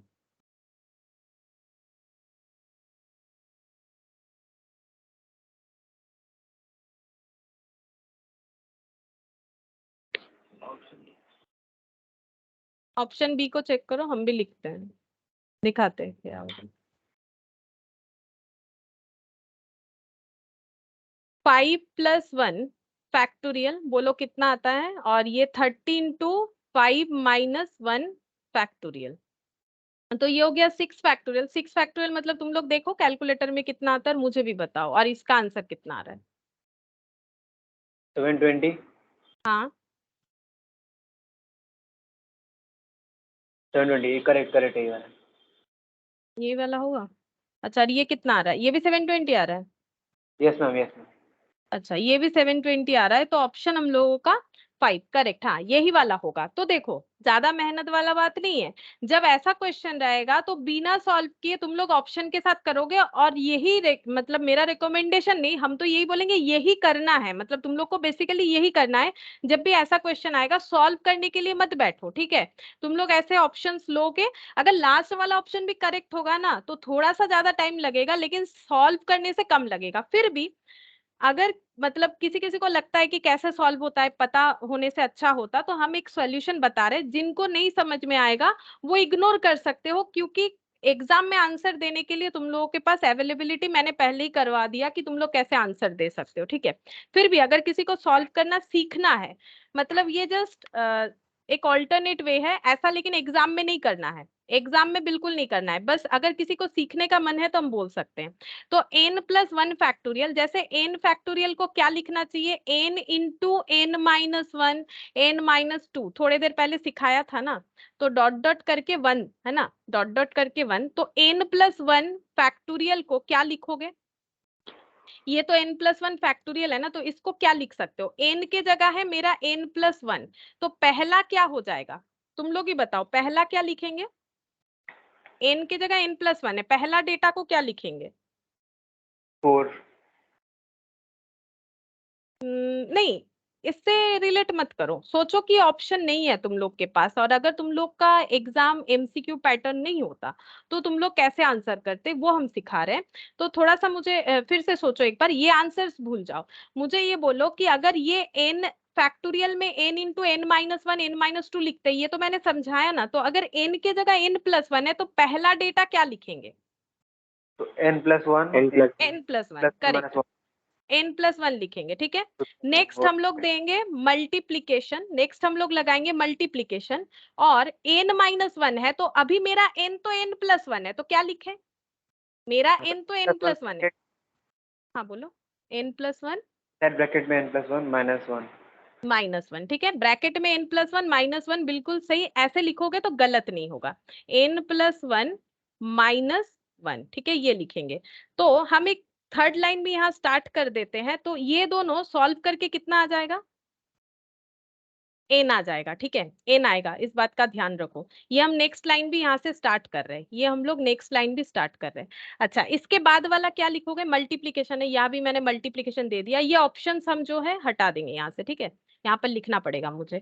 तो मुझे ये बताओ कि इसके बाद वाला क्या लिखोगे? n-2 होता है तो n+1, ये तो रहेगा ही, मेरा n जो है n+1 को रिप्रेजेंट कर रहा है, माइनस क्या लिखेंगे?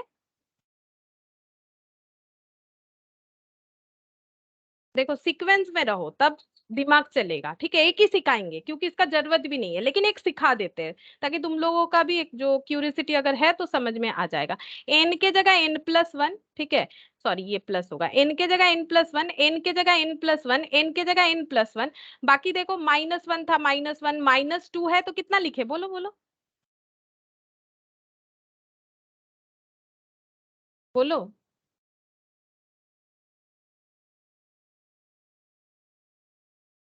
अरे बोलो कितना लिखे, सही तो बोल रहे थे।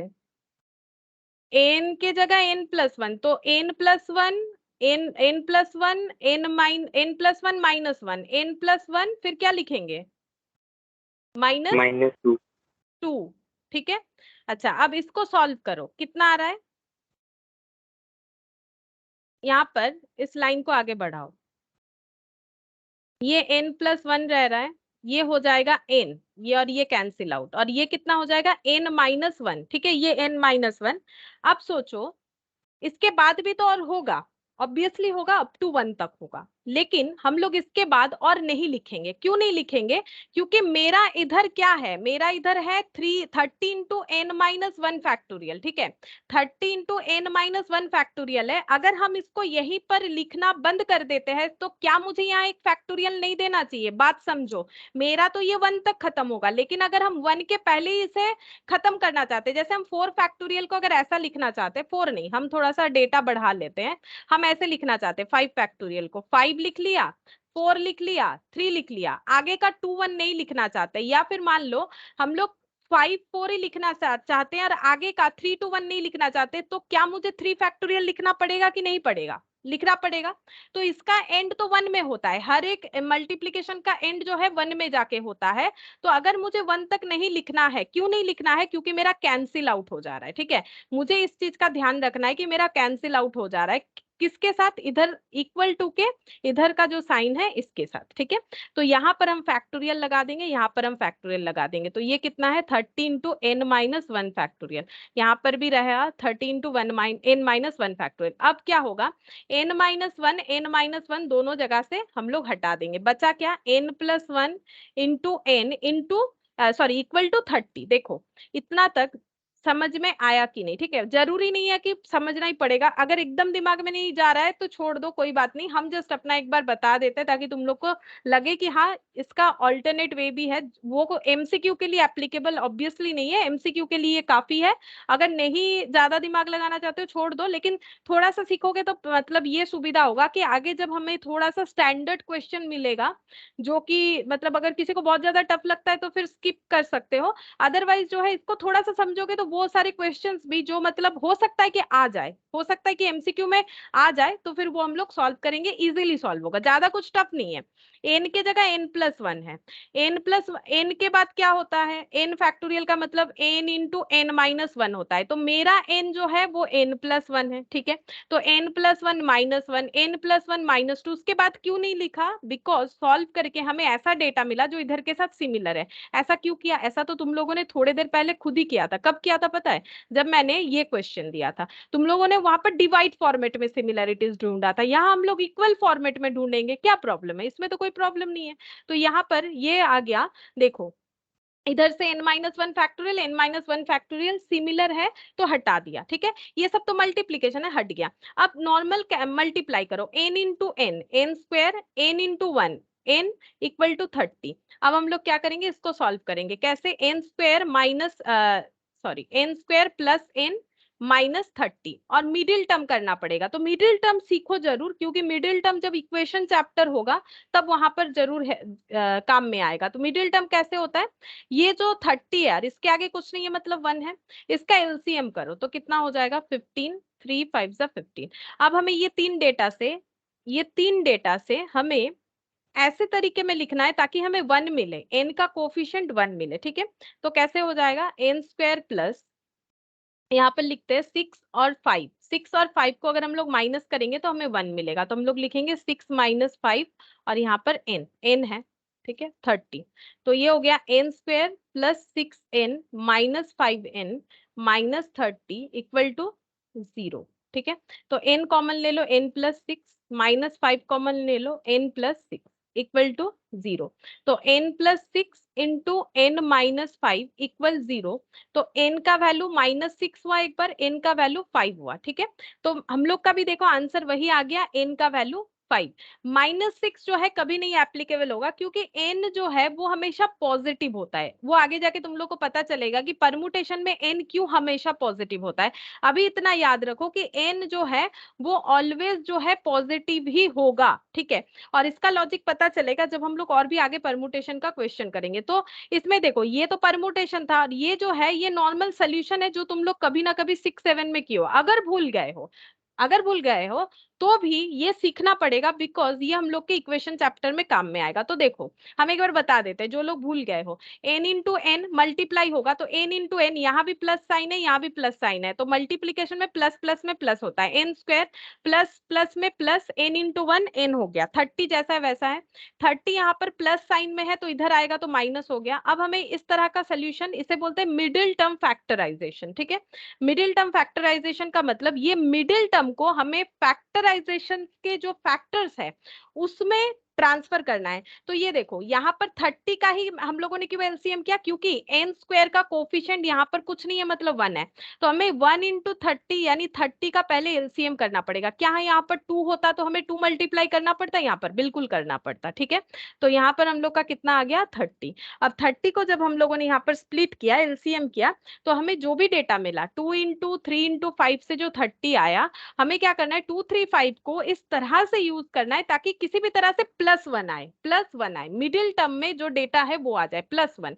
तो 6 - 5 करेंगे तो +1 आएगा। तो हम लोगों ने क्या लिखा है, n स्क्वायर जैसे था प्लस जैसा था, सिर्फ यहाँ पर n को फैक्टराइजेशन में 6 - 5 करके लिखा और ये n जैसा था वैसा लिख दिया -30। अब देखो ये कैसे हुआ, n स्क्वायर जैसा है वैसा लिखा, प्लस जैसे है वैसा लिखा, 6 into n plus 6 plus n, तो 6 इंटू एन 6n होता है, -5 और प्लस एन, प्लस माइनस में -5n, ये हो गया। जैसे 30 था वैसा मैंने लिख दिया, इक्वल टू 0 हो गया। अब फिर से आया कॉमन का बात, कॉमन लेना है, कितना कॉमन लेंगे, ये दोनों में से हम n कॉमन लेंगे, ये दोनों में से हम n कॉमन लेंगे, तो basically n square by n, तो n बचा 6n बाई n, तो कितना बचा 6 बचा, ठीक है। कॉमन सही हुआ है कि गलत कैसे समझोगे, यहाँ पर जो दोनों में से कॉमन ले रहे हो, कॉमन लेने के बाद जो प्रेजेंटेशन आएगा उसको बैक करो, मल्टीप्लाई करके देखो क्या ये रिटर्न में आ रहा है कि नहीं। तो n into n n square आ रहा है, n इंटू 6n आ रहा है, तो इसका मतलब हम लोग का जो है कॉमन लेना सही हुआ है। अब नेक्स्ट डेटा में मैंने कॉमन क्या लिया है, कॉमन क्या ले, यहाँ n है, यहाँ तो n नहीं है, कॉमन नहीं है, यहाँ 5 है, यहाँ 30 है, तो दोनों में कॉमन क्या है, यहाँ पर भी 5 हो सकता है। अगर हम लोग 30 को 5 इंटू 6 लिखते हैं तो कॉमन क्या हो गया 5 हो गया, ऐसे करके पता करते हैं कि कॉमन क्या है। अब हमें क्या करना है, -5n डिवाइडेड बाई क्या करना है, -5 करना है, ठीक है, डिवाइडेड बाय -5, तो कैंसिल आउट होके क्या बचेगा, n बचेगा। और -30 है, डिवाइडेड बाय क्या करना है, -5 करना है, तो ये कितना बचेगा, 6 बचेगा, +6। अब क्या ये हमारा सही हुआ है, कैसे पता करोगे, ये देखो -5 इंटू n, तो क्या हो जाएगा, प्लस माइनस में -5n, माइनस माइनस माइनस और प्लस है, ये प्लस माइनस में -30, इस तरह से कॉमन लेना पड़ता है। और ये छोटा छोटा चीज तो हमें याद रखना ही पड़ेगा बचपन का, अभी अभी भूल गए हो तो कोई बात नहीं है, लेकिन धीरे धीरे क्लास के साथ साथ प्रैक्टिस के साथ साथ याद कर लो। तो इससे हम लोग का आंसर निकल के आता है बी, जो है ऑप्शन बी, n = 5। तो ये मैंडेटरी, ऑब्वियसली हम बोलेंगे एमसीक्यू के लिए नहीं है कि इस तरह से करो, लेकिन ये चीज नहीं है मैंडेटरी, ऐसा मत बोलो। हाँ, परमुटेशन में ऐसे करके सॉल्व करके आंसर निकाल सकते हो, लेकिन ये कहीं ना कहीं तुम लोग को मैथ्स में यूज करना पड़ेगा। तो इसके साथ हैबिचुएट हो, धीरे धीरे, हो सकता है इस चैप्टर के लिए जरूरी ना हो, लेकिन किसी और चैप्टर पे जरूरी होगा। तो थोड़ा थोड़ा चीज जो है दिमाग में लेते जाओ, ऐसा नहीं है कि सारे चीजों को, नहीं मेरा तो इस तरह से हो जाएगा तो मुझे ये जरूरी नहीं है, ऐसा बात नहीं है, थोड़ा बहुत याद रखना जरूरी है। अच्छा, अब देखो नेक्स्ट हम लोग देखते हैं, यहाँ पर एग्जाम्पल 4 हो गया। अच्छा, अब हम लोग नेक्स्ट कौन सा एग्जाम्पल है, अच्छा यहाँ पर हम लोग एग्जाम्पल नहीं, अभी हम लोग क्या करेंगे, परमुटेशंस के फॉर्मूले में चलते हैं। देखो अभी तक हम लोगों ने ना परमुटेशन स्टार्ट नहीं किया, चैप्टर का नाम मैंने क्या दिया था, चैप्टर का नाम मैंने दिया था भले ही परमुटेशन, लेकिन हम लोगों ने सीखा क्या, पहले तो फंडामेंटल रूल्स में मल्टीप्लीकेशन एडिशन क्या होता है वो समझा, फिर हम लोगों ने समझा कि जो फैक्टराइजेशन होता है वो क्या होता है, उससे रिलेटेड हम लोगों ने कुछ क्वेश्चन सॉल्व किए, लेकिन अभी तक हम लोग परमुटेशन नहीं किए। अभी हम लोग पढ़ेंगे परमुटेशन, ठीक है, अभी स्टार्ट हो रहा है हमारा परमुटेशन, और उसके लिए हमारे उस चीज का बेसिक बहुत ही जरूरी था। परमुटेशन का मतलब क्या है, देखो यहाँ पर बोला है, द वेज ऑफ अरेंजिंग और सिलेक्टिंग स्मॉलर और इक्वल नंबर ऑफ पर्सन्स और object from a group of persons और collection of object with due regard being paid to the order of the arrangement or selection are called permutation। मतलब क्या है, मतलब ये है, permutation का मतलब, हम फिर से एक एग्जांपल से समझाएंगे। परमुटेशन का मतलब है चीजों को सिलेक्ट करना और अरेंज करना। ये क्या होता है, चीजों को सिलेक्ट करना और अरेंज करना, ये क्या होता है। अच्छा, मान लो कि तुम लोग कोई रेस्टोरेंट में गए हो, ठीक है, और रेस्टोरेंट में गए हो, यहाँ वहां मान लो दो चेयर ऐसे लगे हुए हैं, ठीक है, दो चेयर ऐसे लगे हुए, और तुम लोग दो फ्रेंड गए हो, या फिर मान लो दो फ्रेंड गया है ए और बी, ठीक है, तो ये एक चेयर है, ये एक चेयर है, तो वो दोनों चेयर में जाके बैठना चाहते हैं, तो वो कितने तरीके से बैठ सकते हैं, बोल सकते हो कितने तरीके से बैठ सकते हैं। तो इनको कोई भी एक चेयर दोनों में से सिलेक्ट करना पड़ेगा, ठीक है, पहले सिलेक्ट करो, तो ये दोनों में से कौन कौन सा, क्या दो लोग बैठने के लिए कितने चेयर चाहिए होंगे, पहले ये बताओ, दो लोग बैठने के लिए कितने चेयर चाहिए होंगे, दो या एक, बोलो, दो लोगों के लिए कितने चेयर का जरूरत होगा, सिलेक्ट कितने सारे चेयर करने पड़ेंगे, तो दो, ठीक है। अब कैसे बैठ सकते हैं, या तो ये मान लो चेयर 1 है, ये मान लो चेयर 2 है, तो जो ए है, जो फ्रेंड ए है, वो चेयर 1 में बैठ सकता है, और अगर वो चेयर 1 में बैठता है तो बी को चेयर 2 में बैठना पड़ेगा। दूसरा तरीका और एक है, बोलो, और एक क्या तरीका हो सकता है, यहाँ ए बैठ गया, यहाँ बी बैठ गया। दूसरा, मान लो मूवी देखने गए, मूवी, ये सामने स्क्रीन है, यहाँ पर ये दो चेयर है, ठीक है, और अगर ऐसा नहीं होता है, क्या दूसरा कोई तरीका है, क्या दूसरा कोई तरीका है इनका बैठने का, ये इसके अलावा, या फिर यही एक तरीका है, इधर ए बैठेगा इधर बी बैठेगा, फिक्स, और कुछ नहीं हो सकता है, क्या ऐसा है कि और कुछ नहीं हो सकता है। बी और ए इंटरचेंज कर लेंगे। हाँ, बी और ए ऐसे बैठ गया, ये भी तो हो सकता है। और कोई तरीका है क्या, या फिर यही दो है, बोलो, और क्या कोई तरीका हो सकता है, नहीं, और तो कुछ नहीं होगा, ये दो चेयर से दो ही तरीका, या तो भाई तुम इधर बैठ जाओ, हम इधर बैठ जाते, या तो फिर इधर ये बैठ जाए, इधर ये बैठ जाते, ये दो ही होगा, और इससे ज्यादा क्या हो सकता है। तो हम लोगों ने क्या किया, सिलेक्ट किया दो चेयर, ठीक है, और उसे अरेंज हम लोग इतने तरीके से कर सकते हैं, अरेंज का मतलब ए बी या फिर बी ए, इस तरह से अरेंज कर सकते हैं, ए बी या फिर बी ए, इस तरह से अरेंज कर सकते हैं। अब डेफिनेशन देखो, द वेज ऑफ अरेंजिंग और सिलेक्टिंग स्मॉलर और इक्वल नंबर ऑफ पर्सन और object from a group of person और कलेक्शन ऑफ ऑब्जेक्ट, ठीक है। तो हम लोगों के यहाँ पर जो एग्जाम्पल था, वहां पर देखो ऑब्जेक्ट का सिलेक्शन था, ऑब्जेक्ट क्या था, चेयर, ठीक है, तो ग्रुप ऑफ ऑब्जेक्ट कितने थे, दो दो थे, ठीक है। ये दो ऑब्जेक्ट हमें क्या करने हैं, सिलेक्ट करने हैं। दो चेयर हमें क्या करने हैं, सिलेक्ट करने हैं। तो ग्रुप ऑफ ऑब्जेक्ट क्या हो गया, दो चेयर, और उसमें हमें दो लोग बैठना है, ए और बी, और ये दो लोगों को हमें क्या करना है, अरेंज करना है, ठीक है। तो यहाँ पर देखो क्या बोला है, द वेज ऑफ अरेंजिंग, जिस तरीके से हम लोग अरेंज करते हैं या फिर सिलेक्ट करते हैं स्मॉलर और इक्वल नंबर ऑफ पर्सन और ऑब्जेक्ट। यहाँ इक्वल नंबर ऑफ पर्सन और ऑब्जेक्ट है, देखो इक्वल नंबर ऑफ ऑब्जेक्ट मतलब दो पर्सन दो ही चेयर, ठीक है। ऐसा नहीं है कि तीन चेयर है दो पर्सन है। अब हम थोड़ा सा एग्जाम्पल बदलेंगे, देखो यहाँ पर मान लो चेयर 1 है, चेयर 2 है और चेयर 3 है। अब वो लोग कैसे बैठ सकते हैं, ए बी कैसे बैठ सकते हैं, कितने तरीके से बैठ सकते हैं, बोलो।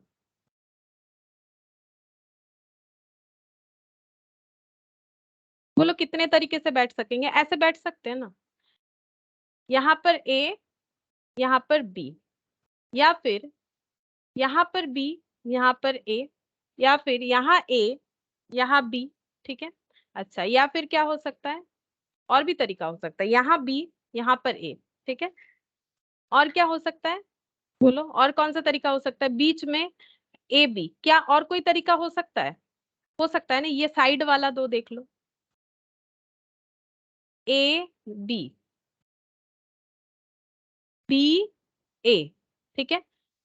ऐसा हो सकता है कि ये दोनों में बैठ गए, या फिर ये दोनों में, मतलब यहाँ ए यहाँ बी, या फिर यहाँ पर बी यहाँ पर ए, या फिर ए बी बी ए, या फिर ए बी बी ए। तो इतने सारे ऑप्शन हो सकते हैं। कितने सारे ऑप्शन हो गया, 1 2 3 4 5 6, ठीक है।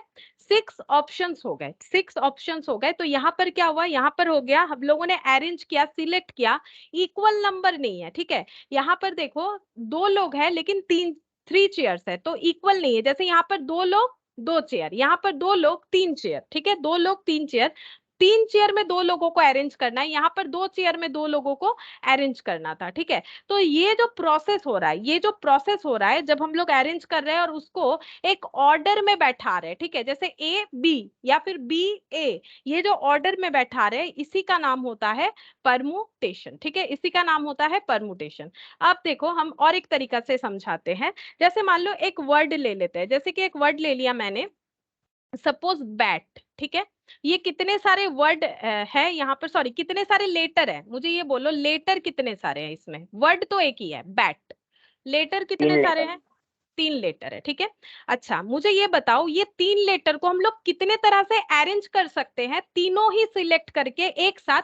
हाँ, मीनिंग से हमें कोई लेना देना नहीं है, ठीक है। मतलब जब लिखते हैं, अरेंज करते हैं, तो अगर मीनिंग कुछ नहीं बनता है, क्योंकि परमुटेशन में मीनिंग मायने नहीं रखता है, हमें सिर्फ अरेंजमेंट मायने रखता है। मतलब ऑर्डर में अरेंज, अलग अलग तरीके का ऑर्डर में अरेंज करना। जैसे कि हम एक बताते, फिर बाकी तुम लोग बताओ। जैसे देखो, एक तो बैट है, दूसरा अगर हम लोग तीनों चीज सिलेक्ट कर रहे हैं, तीनों लेटर ही ले रहे हैं, मुझे बी भी यूज करना है, ए भी यूज करना है, टी भी यूज करना है, कितने तरीके से कर सकते हैं। एक तो हम बी ए टी लिख सकते हैं, एक हम ऐसे लिख सकते हैं बी टी ए। अगर तुम लोग सोचोगे इसका कोई मतलब निकलना चाहिए, जैसे कि मैंने पहले ही बोला, इसका कोई मतलब से कोई फर्क नहीं पड़ता है, मीनिंगलेस वर्ड जो है बनेगा, कोई फर्क नहीं पड़ता है, क्योंकि परमुटेशन मीनिंग का मतलब नहीं, परमुटेशन का मतलब है कुछ भी हमें ऑब्जेक्ट दिया हुआ रहे या पर्सन दिया हुआ रहे, हम लोग उसे कितने तरीके से सजा सकते हैं, अरेंज कर सकते हैं, वो हमें बताना है। तो एक एक तो था ही, वर्ड जो था वो तो है ही, इसके अलावा यहाँ पर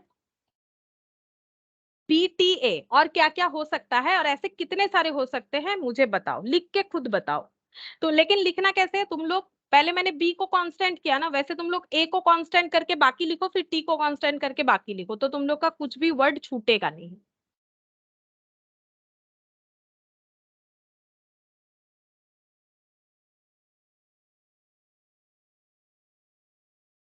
बोलो क्या क्या होगा।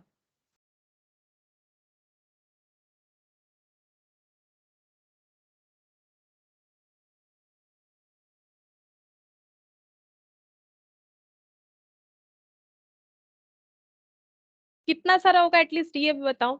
अगर लिख लिए हो कोई बात नहीं, मुझे एक एक वर्ड नहीं बताना पड़ेगा, तुम लोग नंबर ऑफ वर्ड बता दो, बी ए और टी से कितने सारे वर्ड बन गए ये तो बताओ।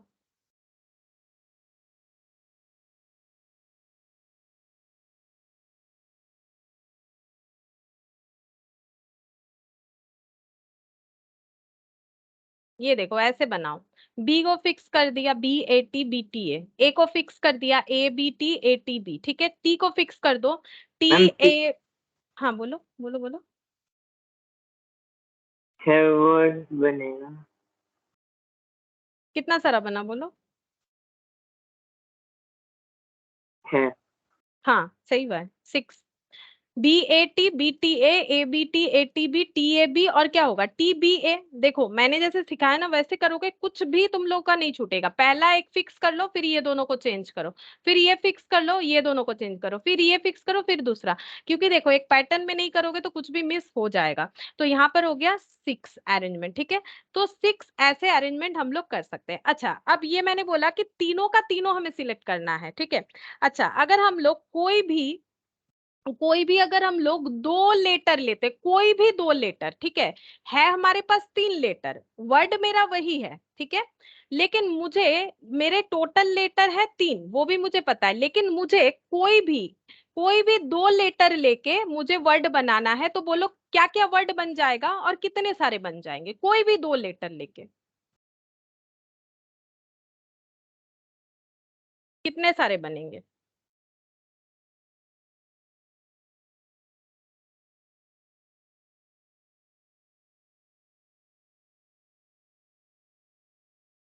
कोई भी 2 ले लो ना, BA तो इसका alter AB, AT TB BT, और कुछ बनेगा बोलो, और कुछ बनेगा।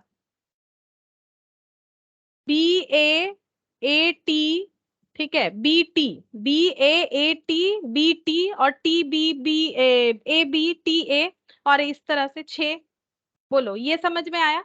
हम लोगों को तीनों लेटर नहीं लेना है, 3 में से कोई भी 2 लेना है, 3 में से कोई भी 2। तो मैंने पहले ए लिया, देखो मैंने पहले ए लिया और बी लिया। ए बी लिखा तो ए भी एक चीज है, और बी ए लिखा, बी एक ऑर्डर पेयर हो गया और ए बी एक ऑर्डर पेयर हो गया, ठीक है। अच्छा ए लिखा, टी लिखा, ए टी एक ऑर्डर पेयर है, टी ए एक ऑर्डर पेयर, इसका ऑल्टर वाला भी लिख लिया ताकि गलत ना हो, और बी टी लिखा और टी बी लिखा। तो 6 अरेंजमेंट ऐसे हो सकते हैं, ठीक है। अब आई होप कि ये समझ में आया। देखो यहाँ पर फिर से डेफिनेशन देखो, द वेज ऑफ अरेंजिंग और सिलेक्टिंग स्मॉलर और इक्वल नंबर ऑफ पर्संस और ऑब्जेक्ट। जैसे यहाँ पर देखो इक्वल नंबर ऑफ ऑब्जेक्ट्स हम लोगों ने लिया, 3 ऑब्जेक्ट थे, तीनों के तीनों ले लिए, 3 ऑब्जेक्ट थे, 3 में से 2 लिया, ठीक है। फिर इसका मतलब हम लोगों ने क्या किया, स्मॉलर ऑब्जेक्ट से भी आंसर देखा, इक्वल ऑब्जेक्ट से भी आंसर देखा। अब क्या करना है, being paid to the order of the arrangement और सिलेक्शन आर कॉल्ड परमुटेशन। जब हम लोग इसे ऑर्डर में अरेंज करते हैं तो इसे बोला जाता है परमुटेशन। अब इसका फॉर्मूला देखेंगे, ठीक है। परमुटेशन का फॉर्मूला क्या होता है, यहाँ पर लिखेंगे। परमुटेशन का एक फॉर्मूला होता है, दैट इज NPR, ठीक है। NPR को कैसे डिफाइन करते हैं, N factorial divided by N minus R factorial, ठीक है। जहां पर N मतलब टोटल नंबर ऑफ थिंग्स और R मतलब selection of things at A time, ठीक है। और n जो है वो ऑलवेज क्या होगा, पॉजिटिव इंटीजर, ठीक है। जैसे कि मैंने थोड़ी देर पहले भी तुम लोग को बताया था कि n जो है वो पॉजिटिव होगा, लेकिन उसके साथ मैंने ये नहीं बोला था कि इंटीजर होगा। अभी ये भी बोल रहे हैं कि n पॉजिटिव इंटीजर होगा। उसका रीजन सुनो, रीजन क्या है कि n पॉजिटिव इंटीजर होगा। पहला बात है n मतलब क्या हो जाएगा, या तो नंबर ऑफ पर्सन या तो कुछ ऑब्जेक्ट, ठीक है। जैसे ऑब्जेक्ट में लेटर हो सकता है, पेन हो सकता है, पेंसिल हो सकता है, जैसे कुछ कॉलेज चूज करना, कुछ भी, ठीक है। तो एन या तो कुछ ह्यूमन बीइंग को बताएगा, जैसे मैंने यहाँ पर एग्जांपल लिया ह्यूमन बीइंग का, या फिर एन कुछ ऑब्जेक्ट को बताएगा। तो कोई नंबर ऑफ पर्सन और नंबर ऑफ ऑब्जेक्ट क्या कभी नेगेटिव हो सकता है, नहीं, तभी पॉजिटिव होगा हमेशा एन।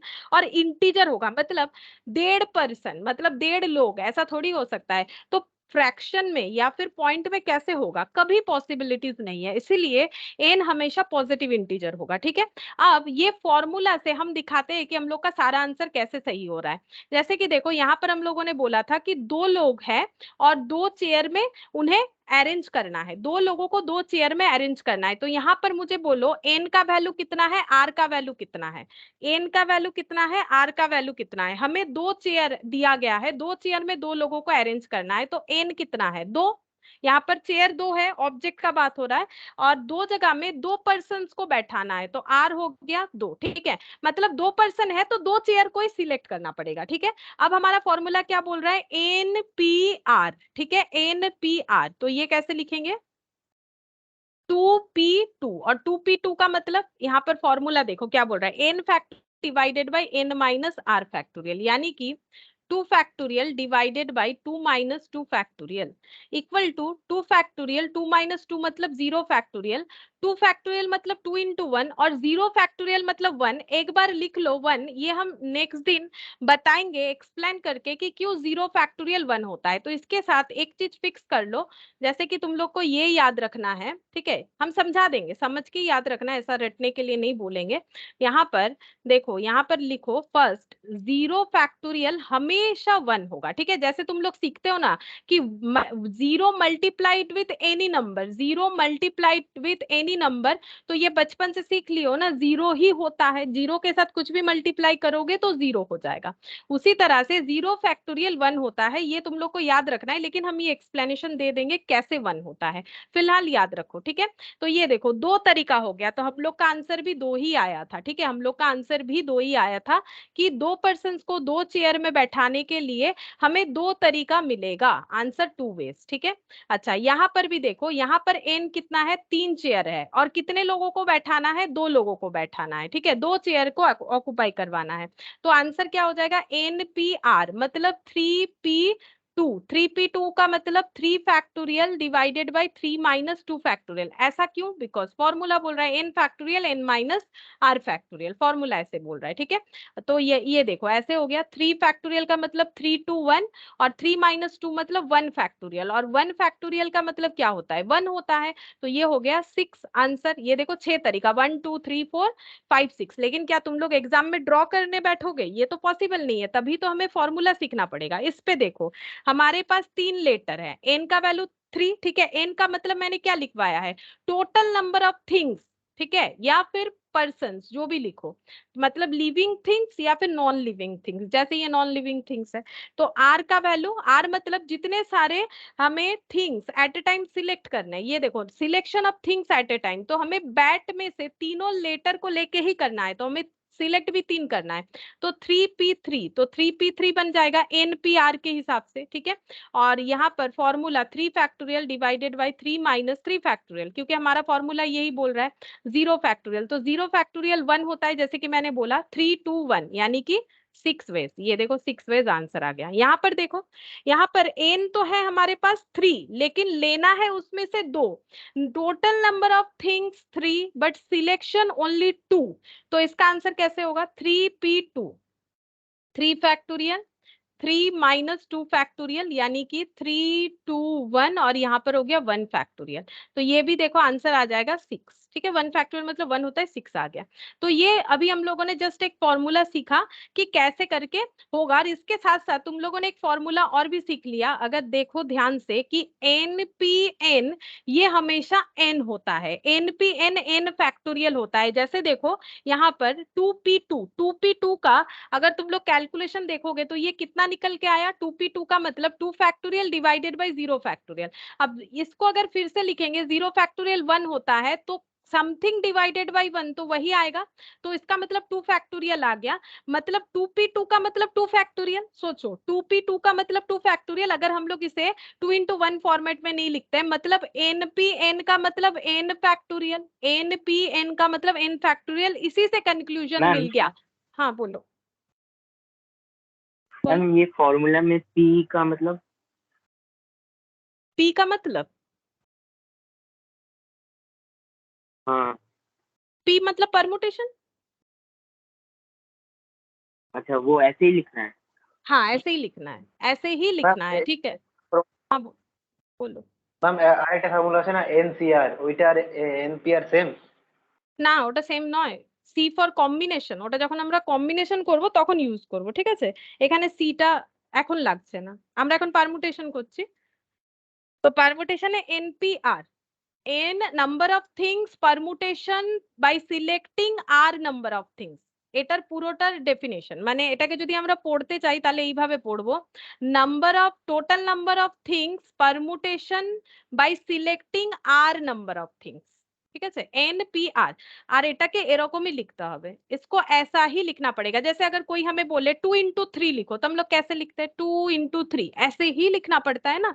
तो ऐसे ही हमें यहाँ पर NPR ऐसे ही लिखना पड़ेगा, ऐसे N लिखोगे, ऐसे जगह पे P लिखना है और ऐसे जगह पे R लिखना है, ठीक है, ये प्रेजेंटेशन होगा। और इसका मतलब ये होता है ऐसे ही लिखना है, ऐसे N जो है P के थोड़े ऊपर रहेगा, फिर P के जो यहाँ पर नीचे साइड में R लिखना पड़ेगा, इसी तरह से ही हमें लिखना पड़ेगा। तो मुझे और कुछ क्वेश्चन है तो बोलो, या फिर मुझे ये बताओ कि अभी तक हम लोगों ने जो सीखा कि कैसे प्रैक्टिकली इससे फॉर्मूला बना हुआ है, क्या ये बात समझ में आया? क्या समझ में? हाँ, और एक तरीका बता देते हैं छोटा सा, इससे भी समझ जाओगे। जब पहले पहले ए को चेयर में बैठना था, हम एक एग्जांपल से बताएंगे। 2 चेयर था, जब पहले ए, मान लो पहले ए चल के आया कि कौन से चेयर में बैठ जाए, तो ए के लिए चेयर कितने सारे ऑप्शन है, चेयर का कितना सारा ऑप्शन है, मुझे ये बताओ। ए के लिए कितना सारा ऑप्शन है, मुझे ये बता दो। ए चल के आ गया और सोच रहा है इसमें बैठे या इसमें बैठे, बोलो कितना सारा ऑप्शन है? 2 ऑप्शन। 2 ऑप्शन है, करेक्ट। अच्छा, अब ये किसी एक में तो बैठेगा ना, चल के इतना दूर आया, किसी एक में तो बैठेगा, कहीं पर भी बैठा देते, मान लो यहाँ बैठा दिया। अब जब बी चल के आया तो यहाँ ए बैठा मिला उसे, और उसके लिए कितना सारा ऑप्शन है चेयर में बैठने का, कितने सारे चेयर अवेलेबल है, उतना ही ऑप्शन होगा। एक ही है। एक ही है, ठीक है, एक ही है। अब ऑप्शंस क्या होगा, ऑप्शंस को ये देखो 2 into 1 ऑप्शंस मल्टीप्लाई हो जाते हैं, तो यहाँ पर 2 ऑप्शंस हो गया। तो इसीलिए अगर 2 पर्सन 2 चेयर के लिए खुद को अप्रोच करेगा तो उनके पास 2 तरीका होगा, 2 वेज, ठीक है। बाकी चीजों में अगर तुम लोग चेक करोगे तो उसमें भी ऐसे ही बनेगा, ऐसे ही बनेगा। जैसे देखो हम ये लेटर वाला एक बता देते हैं, जैसे बैट वाला, ठीक है। जैसे बैट वाला एग्जाम्पल को हम इस तरह से बताते हैं, जैसे देखो बैट के लिए अगर हम लोग तीनों लेटर सिलेक्ट कर रहे हैं, मतलब हम पहला वाला सिचुएशन अराइज करवा रहे हैं, तीनों लेटर अगर लेंगे तो हम लोगों के पास 3 लेटर है BAT। अब ये 3 लेटर या तो यहाँ पुट हो जाएगा, या तो यहाँ पुट होगा, या तो यहाँ पुट होगा। तो बी के लिए कितना, मान लो पहले हम लोग सोच रहे हैं कि बी को इन तीनों में से कोई एक जगह पे पुट करेंगे, तो बी के लिए कितना सारा ऑप्शन है, बी के लिए कितने, 3 ऑप्शन है, ठीक है। तो पहले लेटर जो भी हम लोग सिलेक्ट करेंगे उसके लिए 3 ऑप्शन हो जाएगा। अब जब दूसरा लेटर ले रहा है, मान लो यहाँ पर हम लोगों ने बैठा दिया है ए को, ठीक है। अब हम लोग सोच रहे हैं टी को कहाँ बैठा है, टी के लिए कितने सारे ऑप्शन बचेंगे, ये ए का ऑप्शन हो गया, क्योंकि मैंने पहले सोचा ए को बैठा देते। टी के लिए कितना सारा ऑप्शन है, 2 ऑप्शन। 2 ऑप्शंस है, ठीक है। या तो टी यहाँ पर लिख दो, या तो टी यहाँ पर लिख दो, ठीक है। अच्छा, अब मान लो मैंने टी यहाँ पर लिख दिया, अब बचा ए, बी के लिए कितना सारा ऑप्शन है, एक ही ऑप्शन। एक ही ऑप्शन है। और अभी अभी मैंने बोला सारे ऑप्शंस मल्टीप्लाई हो जाते हैं, मल्टीप्लाई लगाओ, 3 into 2 into 1 कितना हो गया, 6 हो गया, ठीक है। 6 ऑप्शंस यानी कि वेज, ठीक है। तो इसका मतलब ये 3 लेटर को 3 जगह क्यों, क्योंकि हम लोग तीनों लेटर ले रहे हैं, तो तीनों लेटर को लिखने के लिए पेज में लिखो, बोर्ड में लिखो, कुछ भी लिखो, 3 जगह ऑक्युपाई करवाओगे ना, तो 6 ऑप्शंस हमारे पास अवेलेबल होंगे। ये देखो 6 ऑप्शंस होगा, इस तरह से लिख सकते हैं। लेकिन तुम लोग को कौन सा फॉलो करना है, देखो मैंने ये प्रैक्टिकली रिलेट करने के लिए तुम लोग को ये सारे चीजों को मैंने बताया, लेकिन ये जो है ना, हमें बड़ा बड़ा क्वेश्चन करने के लिए ये तरीका जो है उतना सही नहीं होता है, मतलब हर जगह पे नहीं होगा, कहीं ना कहीं जाके फिर रुक जाओगे। या फिर ये जो तरीका है, ये जैसे मैंने लिख लिख के ड्रॉ करके बताया, ये भी जो है एप्लीकेबल प्रैक्टिकली नहीं होगा। जब हमारे पास बहुत सारे डेटा डिजिट्स होंगे तब हमें यही फॉलो करना है, तो तुम लोग को यही फॉलो करना है। तो प्लीज ये फॉर्मूला तुम लोग को याद रखना ही पड़ेगा। और ये वाला देखो, ये एक्सप्लेनेशन खुद ब खुद तुम लोग के सामने निकल के आ गया, NPN मतलब n फैक्टोरियल होता है, और ये हम नेक्स्ट दिन बता देंगे, ठीक है। तो आज के लिए इतना ही, लेकिन पूरा चीज को पढ़ना है, नहीं तो नेक्स्ट क्लास में कुछ रिलेट नहीं कर पाओगे, और ये चैप्टर नहीं होगा तो फिर उधर प्रोबेबिलिटी भी नहीं होगा, ठीक है। तो आज इतना ही करते हैं।